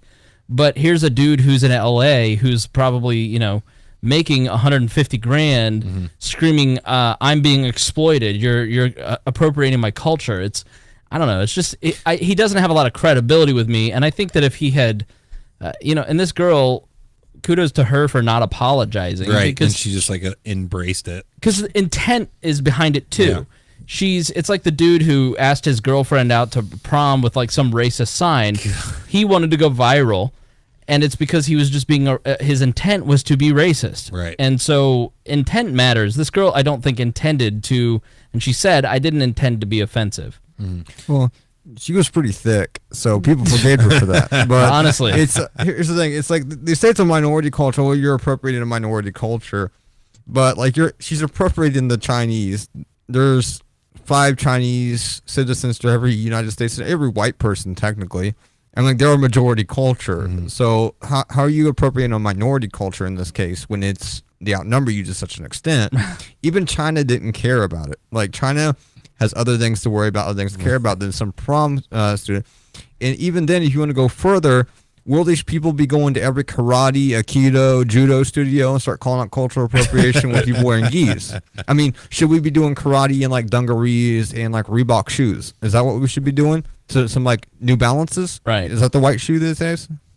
Exactly. Oh, and what I said, and I might get killed for this as well, because I have a lot of, I feel controversial views. I think that a lot of people left their area to get to this area. So in my mind, they're leaving something that they didn't think was as good as this area. It's called migration. Yeah, I understand that. I'm just saying they're leaving Yeah, what they're going right, immigration. Right. They're going for something. Migrate. They're going for Right. something better. So what's the problem with somebody taking on part of your culture because you came here? Hey, we're a melting pot. So if I see that somebody has something cool that I think is cool and it's going to benefit me once again, I'm gonna take on that. I'm gonna take on that culture. Somebody in that culture thought that they would make a pattern out of that and sell that. Yeah. So she's just a consumer who bought something that someone from that culture was selling in the first place. See, you're so great because you say what I'm thinking in a more intelligent way. I like it. We need somebody like that on the podcast. Yeah. Actually, no, that's Shane. Never mind. I don't know. Usually you're the one, I'm saying stuff and you're making it better. I just think it's funny when you're like, yeah, migration. Migration is within there. Is that, and then immigration is from a different continent or what? Immigrate is to a country. I immigrate is no. Your same immigrate is leaving a country. Immigrate with an I is coming to the country. There's a lot of people that have immigrated a lot of time. There's a certain group of people that have been immigrated out of 108 countries. So what's migrate then? Migrate is moving from one area. Migrate to the is other. just So the if someone overarching. came from Mexico and came to the United States, that wouldn't. It is appropriate to say that they migrated because it's the overarching term. Okay. Immigrate and so immigration. So you're saying I'm not wrong. No, you weren't wrong at all. I was piling on him. Yeah. Oh, I thought you were piling on me. I was No. No, I pile sound on to me. stupid, and then you were like, No. actually, you sound stupid. No, I was piling on him. Okay. I was trying to help you because You guys are good. I was just interrupting him, going, no. It's because he started this thing again, and I'm just like, I just thought it was like in my mind, it was funny that he just said when people are in one place and they go to another place. That just made me think like you could have used the word in there, and you're always giving me a hard time for words. So I was like, why not help him out a little bit? Yeah, I was trying to think of the thing that I actually wrote on a Facebook post that was a lot more eloquent, and I sent it didn't do a great job you of sent it to me. recreating it. You sent it to me. that's fine. I think my reaction to this story was like super hippie sounding. I was just like, dude, we're all from Earth. We're all from this planet. I don't know why we have to fight over. It's this not is true. There are reptilians. Okay, all right. I here we agree go. with that as well. All I'm saying is that, instead of it just gives people cultural appropriation. To me, makes it sound like we're just another reason to argue about stuff Right. that really, is not on the higher end of things that we should be arguing about. And if this chick wants to wear some, Chick. yeah, Did you just assume her gender? Oh, How goodness. dare you? Oh, Yeah, but that's like it's never ending. It's these kind of people will never be satisfied because it isn't about cultural appropriation. It isn't even about racism because he's using the concept of race to justify his point. She's not Chinese. She may be Hispanic or she's from out of town. But he's still I like like that description. he's from out still of like using this is my type. My type is vaguely ethnic, like the got a hint of ethnicity in you. Hannah Simone from New Girl. I don't know where she's from, but yeah. I like yeah. it. I'm a fan. What's So, her name in the show? CC? CC, yeah. Oh, yeah. but the point is it's thought control. That's really what it's about. Is this person is not doing what I want, and so I'm going to publicly shame them to do what I want.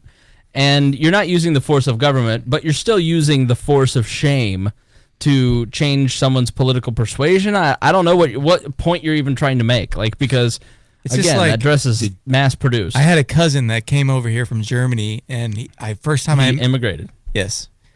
ever met him, he was wearing a Tupac shirt. And I'm just like, cool, awesome, let's be Right. friends. Instead, I could have been like, that's not, Right. Who cares? Black culture has infiltrated the millennial and the Gen Z generation, and it is to me it shouldn't be offensive. To me, it should be welcomed because it's an opportunity for understanding, and it isn't it's not mocking people. Like Eminem is not mocking anybody. Why like should Eminem's generally the from spread of culture be a negative thing? Exactly. So like, That's what I I don't. was trying to get at. Do you and think that girl was wearing that to be mean or hateful Right. to anyone? No. So it's all based off of her intent. Was she trying to be hurtful to people? No, she was just trying to wear something that she thought was cool, and it should be almost celebrated because it was a spread of another, culture. Did you also notice that nobody's safe on the internet because everybody started diving into this guy's past and found all of the racist things that he said on Twitter? She put him on blast. Oh, yeah. She retweeted it. It was very funny. And I think that man, I just don't. That's called karma. I want to get famous, but I just can't wait until people just start bringing up all the ridiculous stuff I've said in the past. No. Because it's going to happen. Yeah, I'm thinking about deleting all 22,000 of my tweets because it's not worth it. It's not worth it to have that stuff out there. It's going to be like 300 sound bites of you just saying some super bad racist stuff or something. I don't know what I said in 2009 on Twitter. Exactly. 22,000 tweets, and then somebody downloads them and starts sorting through them. It's like, well, I've changed. They can search by keyword. Right. We change as people, and we become I wasn't homophobic because homophobic's not the right word because I wasn't afraid of gays, but I was not sensitive to gays or gay culture. I had a friend who was in the closet, who was in our friend circle, and I didn't know that he was gay, and I apologized to him 2 years ago because I was like, I wish he had said something because because it would have been better for us to understand what you deal with, what you go through, and instead of hating us for, he must have hated us because we said the F word all the time. Well, on our podcast, it's just I feel like I say our intentions are super important, dude. Right. I'm one of those people, if I can tell your intentions, people slip up and say things that don't necessarily sound, correct. But I think if you just see that their intentions were not to be hateful or mean or anything, then you just let it slide, man. You really, and I do a lot of interactions with the public on social media and shooting videos and stuff at work. You realize most people genuinely just want to be nice. They're nice people. They just want to get along. Then there's James Nease.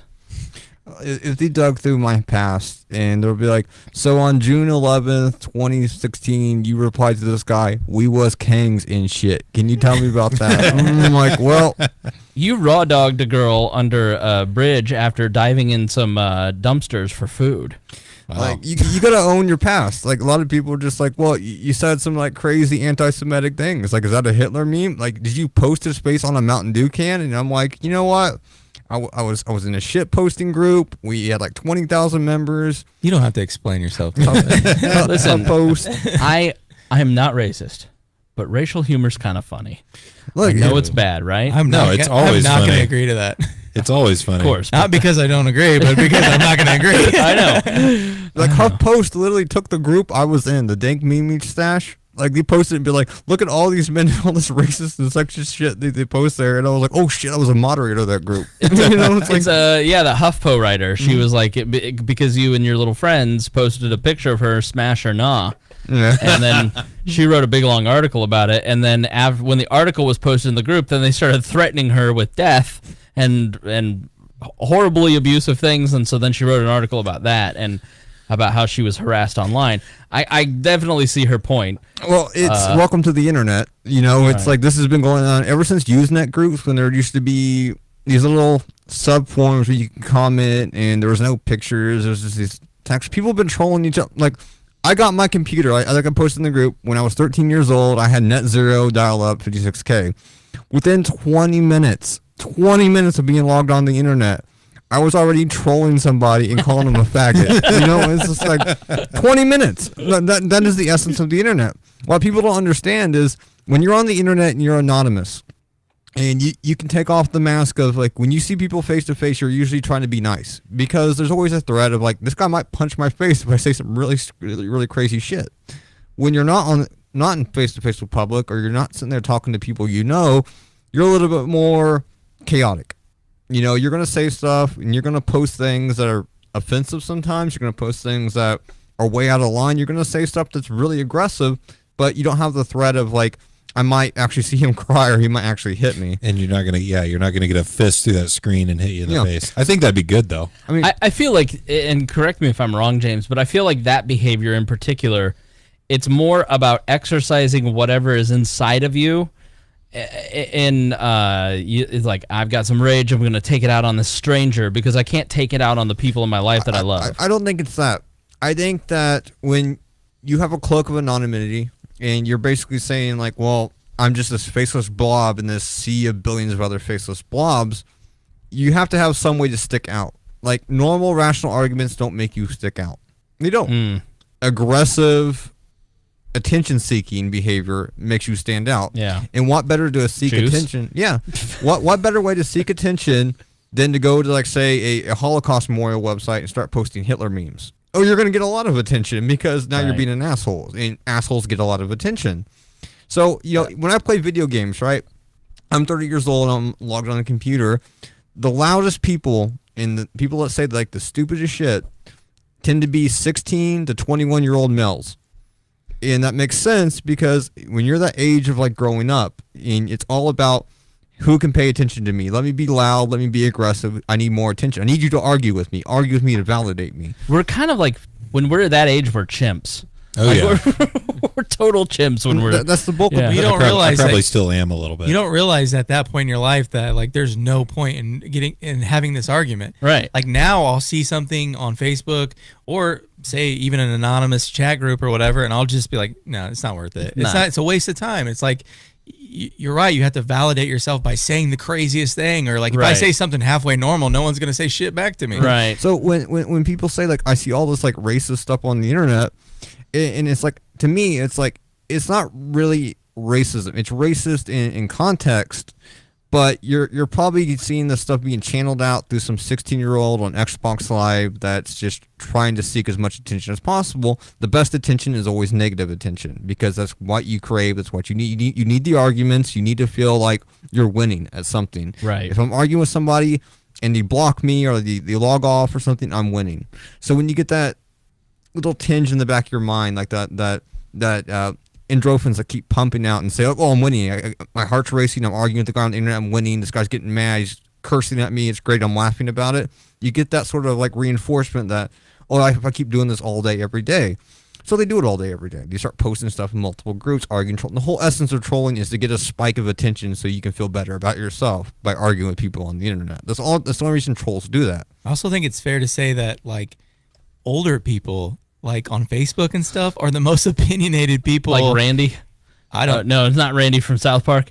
Oh, it is. It is. But he was more on the troll side. But you're right. It is. Yeah. It's like boomers don't know the rules. Gerald. So they just say they see something that they don't agree with, and they just go ham at it because it's like if my mom were to see someone say something mean about me on Facebook, she would go crazy on them. Right. And in my head, I'm like, don't worry about it. This is like an everyday occurrence, right. and not a big deal. But she would, because she doesn't, like you said, understand like the social context. My mom hated the memes that Greg and James and Aaron always did about me because they were like, oh, she's like, it's mean. I'm like, it's funny. Yeah. Like, we'll all laugh. Well, bottom line, I feel like if anything, no matter how inherently racist or sexist or whatever it is, if it's funny, people will get away with it. Yeah. Right. If it's truly funny, like hilarious like funny, you're going to get away with it no matter what. With old people, it's just like the one-liners. Like it'll be some story about a homeless man. They'll just be like, get a job. It'll just be something that they don't have like a lot of us when we go filter. When we really go on people, we have this big long thing typed out, and then old people are just like these little one-liners. You'll like, learn when you get older. I'm paying your taxes or something crazy. Like you know what you really can't get away with on the internet though? You could be mean, you could be racist, you could be sexist as much as you want. You could probably get away with it. But if you're creepy, right? Ooh, good. Yeah. If you're Good creepy, call.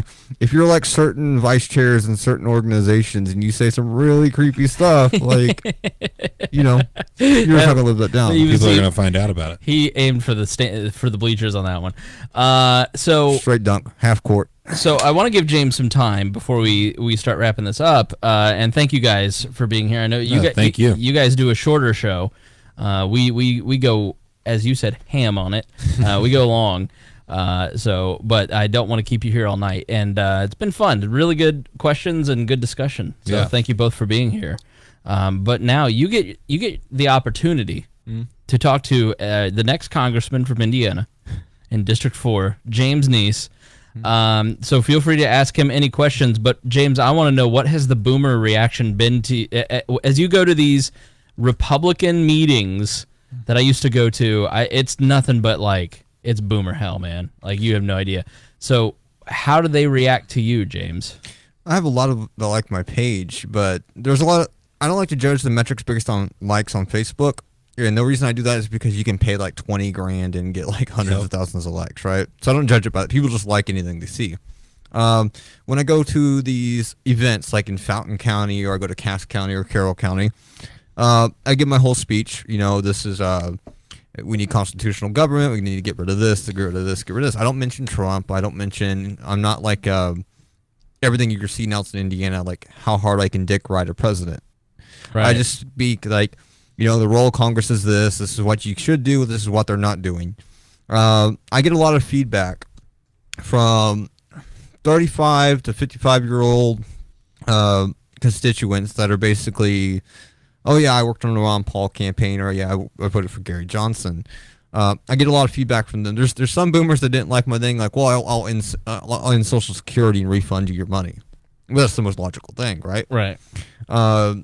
There's some that don't like me, there's some that do. But the feedback's been, because I haven't been doing that message of, I'm a businessman, or I'm going to toe this agenda for this executive branch that might not even be there in 2 years anyway. Right. I'm sitting there grabbing people's attention that read beyond the pale. So, you know, as I go into this election cycle on May 8th, there was like 15,000 people that voted for Steve Mayoras in Congressional District 4, the Libertarian candidate. And people are like, well, that's just people voting. Like, no, like the people that voted for Steve aren't just libertarians. There's not 15,000 libertarians in CD4 that are in the party rolls. Right. We all know that. These are people that are informed about the candidates, because if they're a Republican, hard line, I'm always going to vote the Republican candidate, they would have voted for Rokita anyway. They're not just protest voters. Those are not protest voters. Those are people that read and said, Rokita sucks. I'm a constitutional conservative. I'm going to vote for this libertarian. It was only 5%. But the difference between a general election and a primary is, what's 5% in a general election is 22% in a primary race. Right. So I've been reaching out to those groups, going to Tea Party events, reaching out to these like huge lists. Those still exist? Yep. Tea Parties still exist. 8 years later. Yep. What are those meetings like? A lot of Obama hate. He's not even there anymore. So it's hasn't been in office in 2 years, but it's Obama's fault. Yeah, it's Obama's fault. So why doesn't anybody approach me to go to these meetings? Is it because you have to be like forcefully involved? Like you have to like go out there and be like, hey, I want to be a part of this. I've had to force myself into meetings. The way the GOP structure will work, and this is how every major party works, is if you look at how endorsements are done, like we'll take Indiana Farm Bureau. I slammed Indiana Farm Bureau for this because no farmer in my district wants a tariff. None.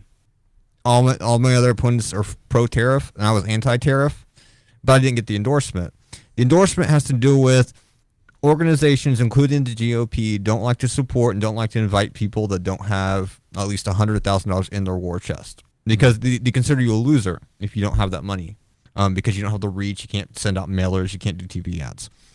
So they don't intentionally invite me. There's some counties that have invited me, and I've gone to those every chance I could, but there's some I had to like force myself in there.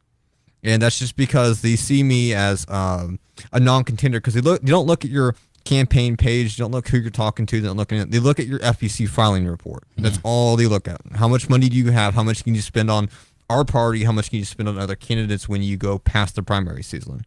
Which is what it's all about. You have to force yourself. Like they're not going to invite you. I mean, I've been invited to more stuff than I did as a libertarian candidate by far, but that makes sense as well, because they don't want to. Organizations don't feel like they want to waste money on someone that doesn't raise money. Right. And that's just the sad thing about it. But what about like the average person? Is the average person going to those meetings that you're talking about, or is that all just like leaders? All right. When it's a Lincoln Day dinner, and Lincoln Day dinner is basically everybody that's like a precinct man, county chair, county secretary, county treasurer. The only people that attend those meetings, Lincoln Day dinners, they're not the average voter. They're people that have been like in this party for like 20, 30 years. They've worked multiple candidates.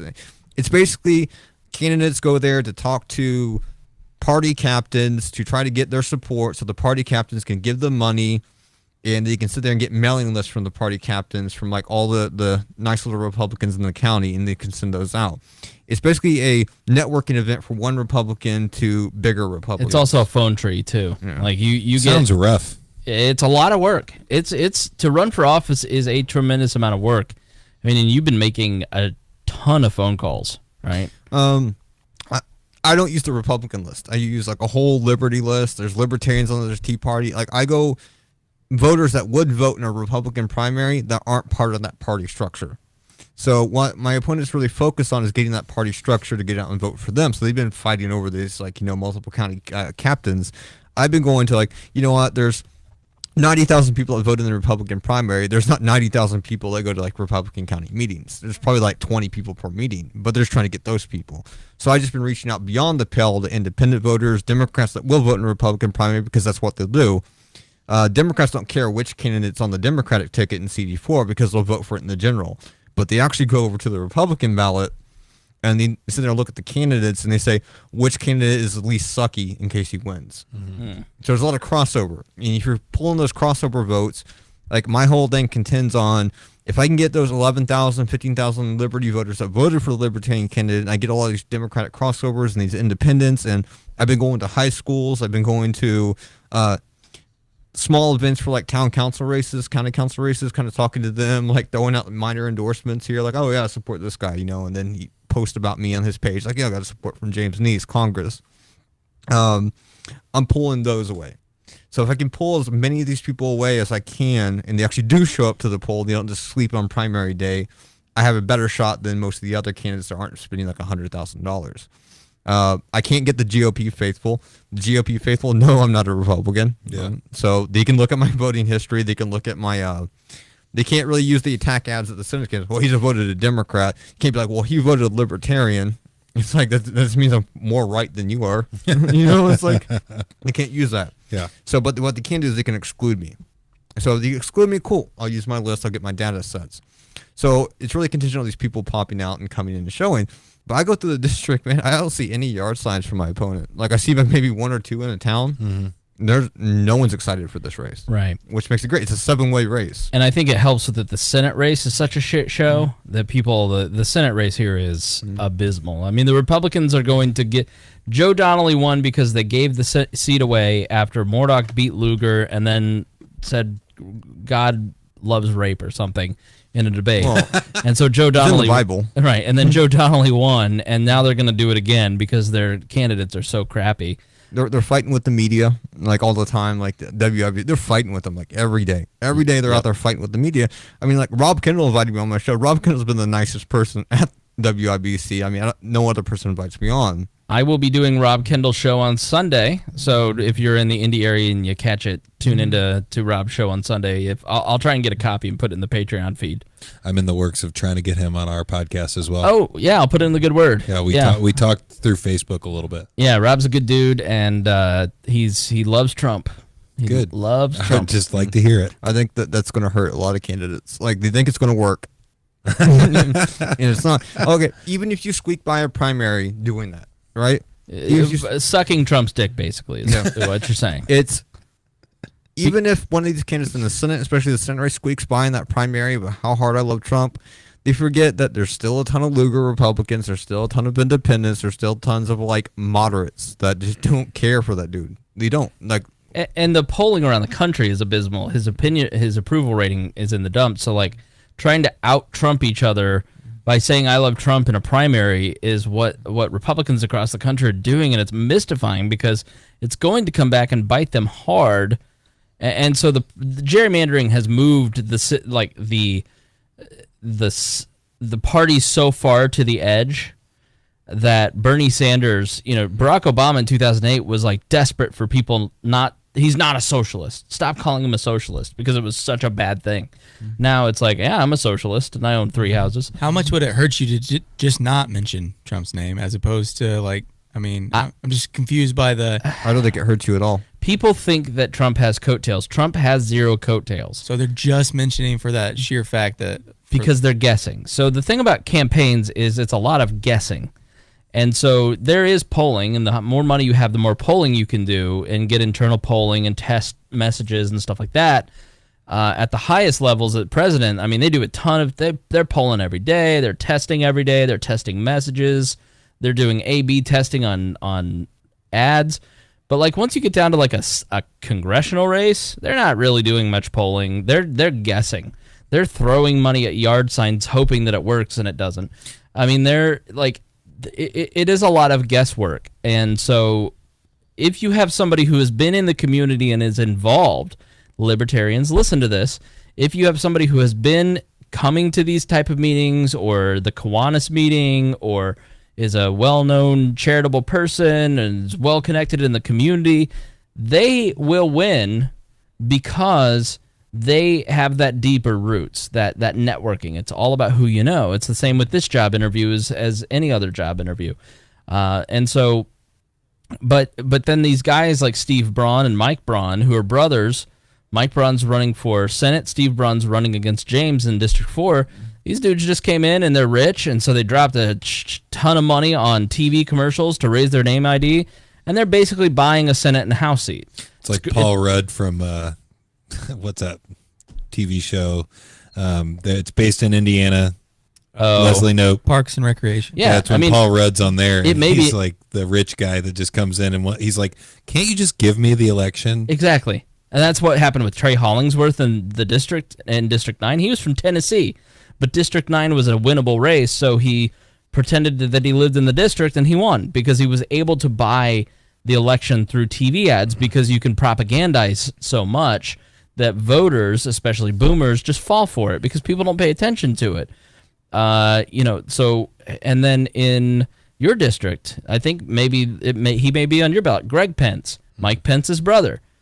He's not buying his way in, but he's just his name. It's just his name. And so we don't have any kind of representative democracy. Like, we'd be better off like just holding a lottery. Like, you go and you buy a lottery ticket, and then if you want to be a congressman, go buy a lottery ticket, and then we'll choose some random person. That would give us a much better Congress than probably what we have now. With Pence's race, it's interesting because he just has a two-way race. It's just him and Jonathan Lamb, and Lamb's probably going to pull that off. Really? You think so? Mm-hmm. Well, it's because he talked to the Boss Hog of Liberty. Yeah, he did an interview with our podcast, The Boss Hog of Liberty, last week, and so Jonathan Lamb, I think he's been on twice. He's going to pull it out because he got the Boss Hog bump. Yeah, but in my district, it's a 7-way race. That's a nightmare for them. You have Diego, Steve, and Jim Baer. These are people that have worked in the Republican Party, that have done stuff with like previous administrations, that have hundreds of thousands of dollars to throw in an election. They're basically throwing attack ads through mailers, arguing with each other, spending more money on ads, and they're splitting their base, which is the Republican faithful, 3 ways. Right. So when you start to do that, and you get people out of the independents, like there's a guy named Jared Thomas who's also running, like 2 other candidates to make it a 7-way race. They have a different message. We're not doing the whole Trump thing. We're not doing the whole spending money on this and attack ads things. So while they're fighting over this pool of Republican faithful voters, if there's more people that show up to the polls that are independents or not Republican faithful voters, it's really problematic for them, because instead of like sweeping in a 2-way race with like 30,000 votes compared to like 10,000 votes, they're going to be getting like 5,000, 6,000, 7,000. So whoever can rally a base to get to the primary like the most is going to take this primary. It can be me, it could be Guy Thomas, it could be someone that just dark horses their way entirely through there, because whoever can get people to the vote while these people are fighting, the main people are fighting, the big dogs are spending the money, and they're fracturing that vote, you can just dark horse the way through that thing, because that's the race that any congressional candidate hates, when it's that crowded. If it's that crowded, it's really problematic for them. Mm-hmm. That's why they're spending so much money. All right, so James, where can people follow you, your updates for Tuesday night? Where's the victory party? I'm probably going to get hammered at one of the local bars. So that's the best way to do it. We really, you know what? I'm just thinking of this. We should have a party or some sort of live watch thing with Wall, or so. We should do something Tuesday. Let's talk about that off air. So stay tuned to that. James is one of the smartest people that I know, and James is one of the hardest working candidates that I know. He's run every couple of years, and James puts in a tremendous amount of energy and effort. And the shit posting aside, James is a very serious person, and I think people don't often give him the credit that he's due in terms of his intelligence and his work ethic, and what he would bring as a congressman. So, James Nease, you're the first person in the history of We Are Libertarians to officially receive the We Are Libertarians endorsement. So Didn't we get that last time? Shh. We're making this important. So please stay tuned for Tuesday. We're very exciting. Want to wrap up, read a listener letter, because I think it kind of goes with what we're talking about here. This guy's name is Patrick Stewart. I'm not even making that up. He wrote in last week, and he said, just listen to the newest episode. Thanks for answering my question. My next question is, what are some good books or resources that libertarians flock to? I listen to podcasts all day, so I follow and listen to probably almost every single one out there. But I align with you the most. That's why I'm asking you about books and resources. Thanks, Patrick. He listens to every podcast out there. I'm sorry. You got a lot going on. Well, he meant every libertarian podcast. No, yeah, I'm just kidding. Sorry, Patrick. If you want to know libertarian podcasts, I have a website called libertarianpodcast.com.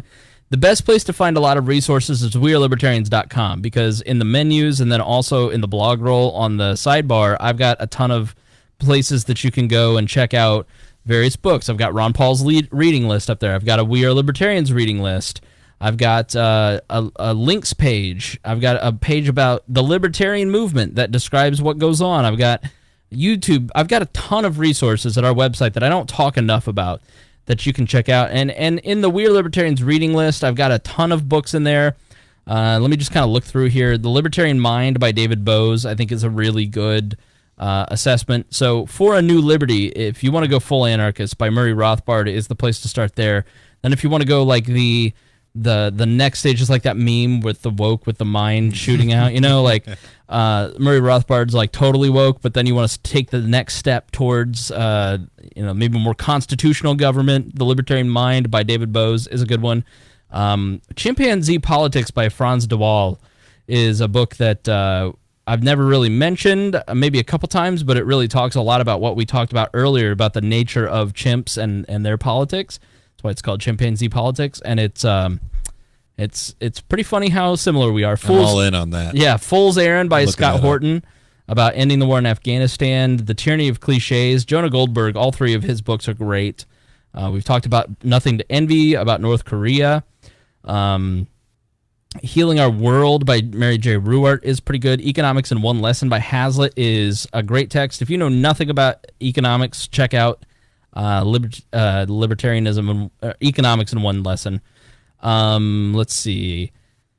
You want to get into podcasting? Platform. That's a good one. Good book. Rise of the Warrior Cops, really good. The 5,000 Year Leap by Cleon Skousen is good. So, yeah, any book that we've ever really talked about on the show or any book that I think might be of interest to libertarians is in there.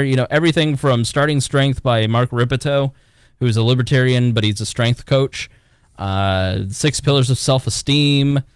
The Symposium by Plato. So it's got a lot on there that you can go and check out at wearelibertarians.com. It's at the very bottom of the blog roll, We Are Libertarians reading list. It's on Goodreads. You can follow me on Goodreads. I'm constantly updating all the stuff that I'm reading, the books that I buy and own.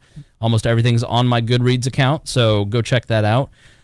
So I want to thank the boys from Juice in the Morning. You guys, your eyes were getting a little glassy there at the end, so I was like, I gotta land this plane.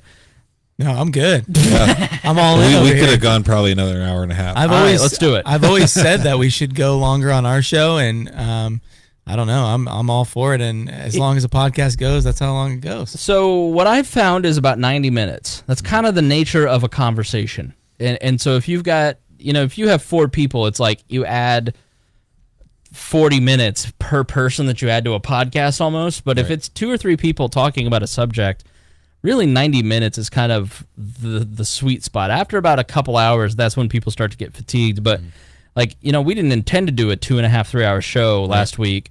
I thought it would be an hour and a half, but you get into it and you start talking, and I'm not good at self-editing. I'm good at editing other people. But this was 90 minutes, and I feel like we talked a lot, and so yeah. And I'm extremely curious. So if I'm sitting here being very quiet, it's not because I'm not interested. It's because I'm like, I want to know more about what the hell you guys are talking about. I like teasing you too because I feel like I can. Oh yeah, but I don't want you to leave and think I'm a dick. I always tell people I'm the common denominator. I thought you were a dick when I got here. Oh, okay, I'm just kidding. I'm just joking. You're not alone. You're not alone. James Nease. If you can give me shit, I can give you shit. Yeah. Juice in the Morning is the podcast. Find it anywhere that podcasts are sold. Juice in the AM on social media. Go download my couple podcasts with them. The last one was really, I thought, a good podcast at Juice in the Morning. Now, James Nease, how can people get involved? Any last-minute donations? Any comments of support? Where can people find you?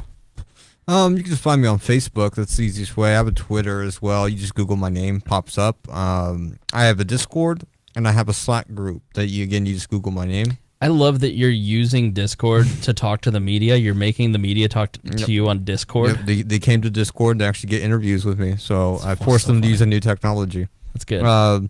But you can just Google me. A lot of how I've been doing this campaign is basically through mailing list calls and just events that kind of go throughout. If you have a major event in your city, I'm probably going to be there. I feel like there's a lot of people who do like the door knocking and stuff, but what I found is every city has a chatter group where it's like Plainfield chatter, Lebanon chatter, Frankfurt topics. The people that are in those groups are usually the people that are involved in their community. Like they want to know what's happening downtown on Main Street, what's going on with the Arnies across the street. Those are the most likely to vote. Yeah. So when you go door to door to door to door, like some people will just wear themselves out doing that. You're probably hitting like 80% of the houses those don't even vote. They don't vote. The people in those groups, we talk about politics all the time. Like who are you voting for sheriff? Who are you voting for mayor? Those are the people that vote.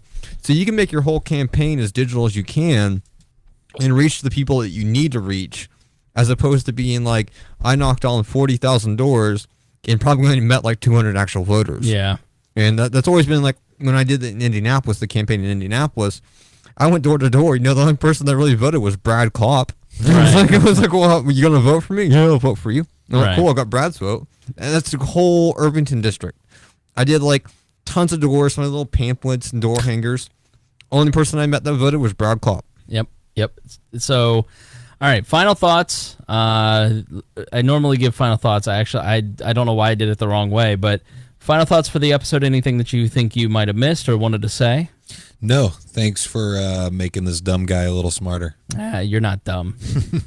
You're too pretty to be dumb. I've been told that before. So yeah, you're pretty, but you shaved your beard a little bit. I did. Yeah, it was getting real nice. I'm not quite as homeless now. Yeah. No, it wasn't homeless. It wasn't unkempt. Like mine gets kind of unkempt. Yeah, yours is like thick, so it sticks together. Yeah, I kind of let it grow a long ways. Yeah. It also helps with the cleanliness. But yeah, I mean, I usually do that. I let it grow out and then cut it off. But yeah. I like to, like I said, I like to think of being the common denominator because I want to associate with the people that listen, and I feel like they need a voice too. Yeah. So, and I hope we brought decent questions and absolutely. gave people that don't really know about libertarianism a good place to start, and to know that there are people out there that are curious and they're not the only ones that can sit down with someone like you and talk about it. Yeah, and definitely. We're going to push our people over this way. Yeah. So please think of some more questions and come back soon. Absolutely. So, sure. James, final thoughts? Just waiting for primary things. Gonna get hammered. Play video games after this, man. I hope Harry's online. Like Harry got a job, so he hasn't been online all day. No, he's been lamenting how much he misses you. No, like I'm thinking about banning Duck Hunt, removing the whole group. Do it. Just eliminate it. It's ridiculous. Yeah, we have a Discord, we have a Duck Hunt, right? Where it's just, people just go in there, and instead of playing real games with the real people in the Discord, they sit in this goddamn Duck Hunt group, typing shot, trying to fight these ducks. I'm like, we are playing Paladins, we are playing like... And now people are getting mad. One person called me immature. Like, it's ridiculous. Just get rid of it. I'm the admin of that group now. I'm so confused. Are you actually playing Duck Hunt, or you're just in like It's like a mud, where it's just like you type in a word and it says if you shot the duck or not. It's a bot. A little thing will pop up, a text will pop up, and it'll say quack, and then you type bang, and then hope that you hit the duck. And hope that you Is there visual confirmation? And then it'll go... No, it's text. And the text goes, hey, you got me. Or, hey, haha, you missed me. Like, it is sickening, and I want to nuke that so bad. It's just like... It's addicting as well? It got addicting, and now it's not. It's not fun. I don't like it. Get out. So we'll nuke it. We'll get rid of it. Play real games. Like, we'll have, like, a channel with, like, 5 of us in it. We'll be playing, like, an online game And then you'd be like, hey, who else wants to play? And they'll be quiet. Then they'll post like some autistic article from the Mises Institute. I'm like, listen here, you shitlord. It's like, are you going to play games? It's a Discord. It's a gaming channel. You're going to come here and play games. And they're like, well, then you see them like type in the duck hunt stuff all the time. And it's like, okay, now I see why that sometimes people rise to dictatorships and end up killing whole segments of population because of this shit right here. It's like these people... I'm admin of it. I can just come in one night when people are like, I'm going to go to bed. I'm going to get me a couple ducks in the morning to wake up. Nazi salutes everywhere. Speaking of killing whole populations, is it okay if I make a Avengers reference? Yeah, go for it. Okay, so this is a question for you. I have not seen it. That's okay. I'm not going to really spoil anything. I think you know that the main goal of Thanos is to get all the Infinity Stones and have it on his gauntlet. Okay. And he basically has endless power. Okay. If you had endless power in a gauntlet, would you snap your fingers and kill all the baby boomers? Man, that's tough because there are baby boomers I really like a lot, especially the ones that pay me. Yeah. No, I wouldn't. No. Okay. Would you just transport them to like a place that wouldn't bother you? I do like the Elba Island. Yeah, so. Let's maybe let's Napoleon them and make sure no ships reach the island. No, baby boomers, like here's the thing. One of the books on that is A Generation of Sociopaths, How Baby Boomers Ruined America. Highly recommend. Bought it the day it came out. I like teasing them. Like I don't really like I don't hate all boomers. I just think as a generic group, it's easier to stereotype them, and it's a funny stereotype because the things they do are confused and old and weird, and I know we'll be there someday. Oh yeah. Yeah. I'm already halfway there. But I made a meme, the boomer meme. James's was a little more edgy than mine, but it's like these boomers in Newcastle with the turkey and the doughboy. Like, I don't want to move the statue, and they're protesting. They had professionally made signs, and it's just like they're arguing over moving a statue. It's Do you think a lot of it has to do with the fact that they don't have a lot going on, so they're like, let's be mad about something. Yeah. I often think about this when I see somebody who's really old. I'm talking like 90 and hobbling around the mire. You just think like, okay, there's all kinds of people. All kinds of 30-year-olds walking around, and there's many shades of 30 of these people. Some are really just awful dicks and just like bad, gross, mean people. And then you like look at this 90-year-old guy and you go, I wonder if that guy was just one of those people. Like one of those, like if he is like one of those dicks. More than likely, yes, because they usually live longer. Right, because we revere old people and we think all old people are like cute and great. Skin-colored shoes. Right. Was he a nice person? Right. You have super white hair and you're super old, like, oh, they must be sweet. But maybe they were not sweet. Maybe they were just a complete asshole. I also like to think about what their daily, like, what does their day consist of? Right. Like, what are they it sounds mean, but I just picture them kind of like moseying around doing like pointless. My grandpa sits around and hangs out at the nursing home with the other dudes. They bro down and have some lunch. And that's what the end of life should be, right? Yeah. Absolutely. Yeah.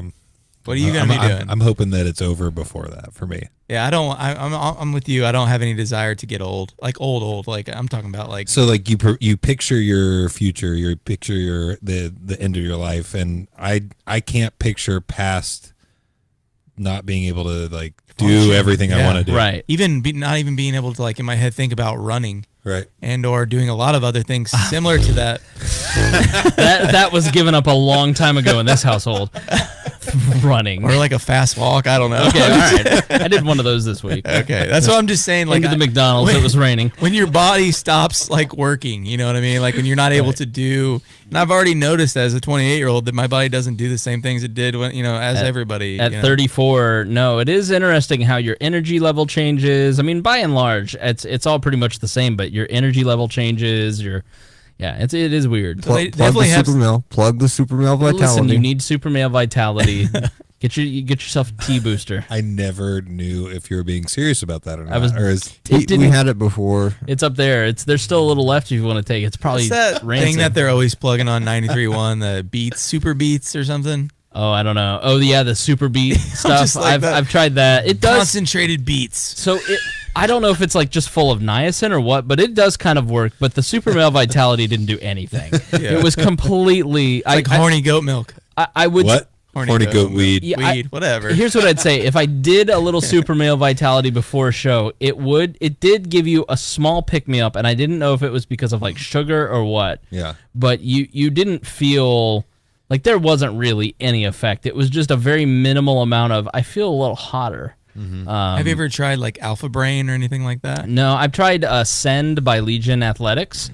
Yeah. It's a nootropic, and it you don't feel like it's like a cumulative thing.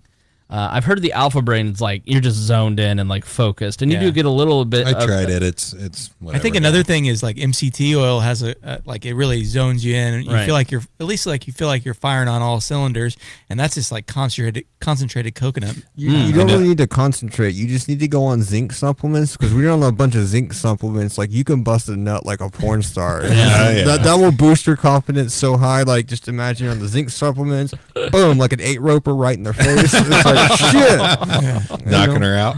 I'm going to ask you about that after the podcast. I definitely like if I take fish oil and I know that when I run out and I'm like too cheap or too lazy to go buy it. Right. I can tell that I am thinking in a more like a haze. Also, like how much of that is like placebo effect with all of these, not just. Oh fish no, oil, I completely agree that it could possibly be that, but I'm still going to keep taking it because it makes me feel better. I think when I don't take, so I take Legion Athletics vitamins, their multivitamin and the Ascend, and I really like those, and I feel a difference on them. Like Centrum, like the Centrum vitamins, like they find at the bottom of porta potties because they just go right through you. They're dog crap.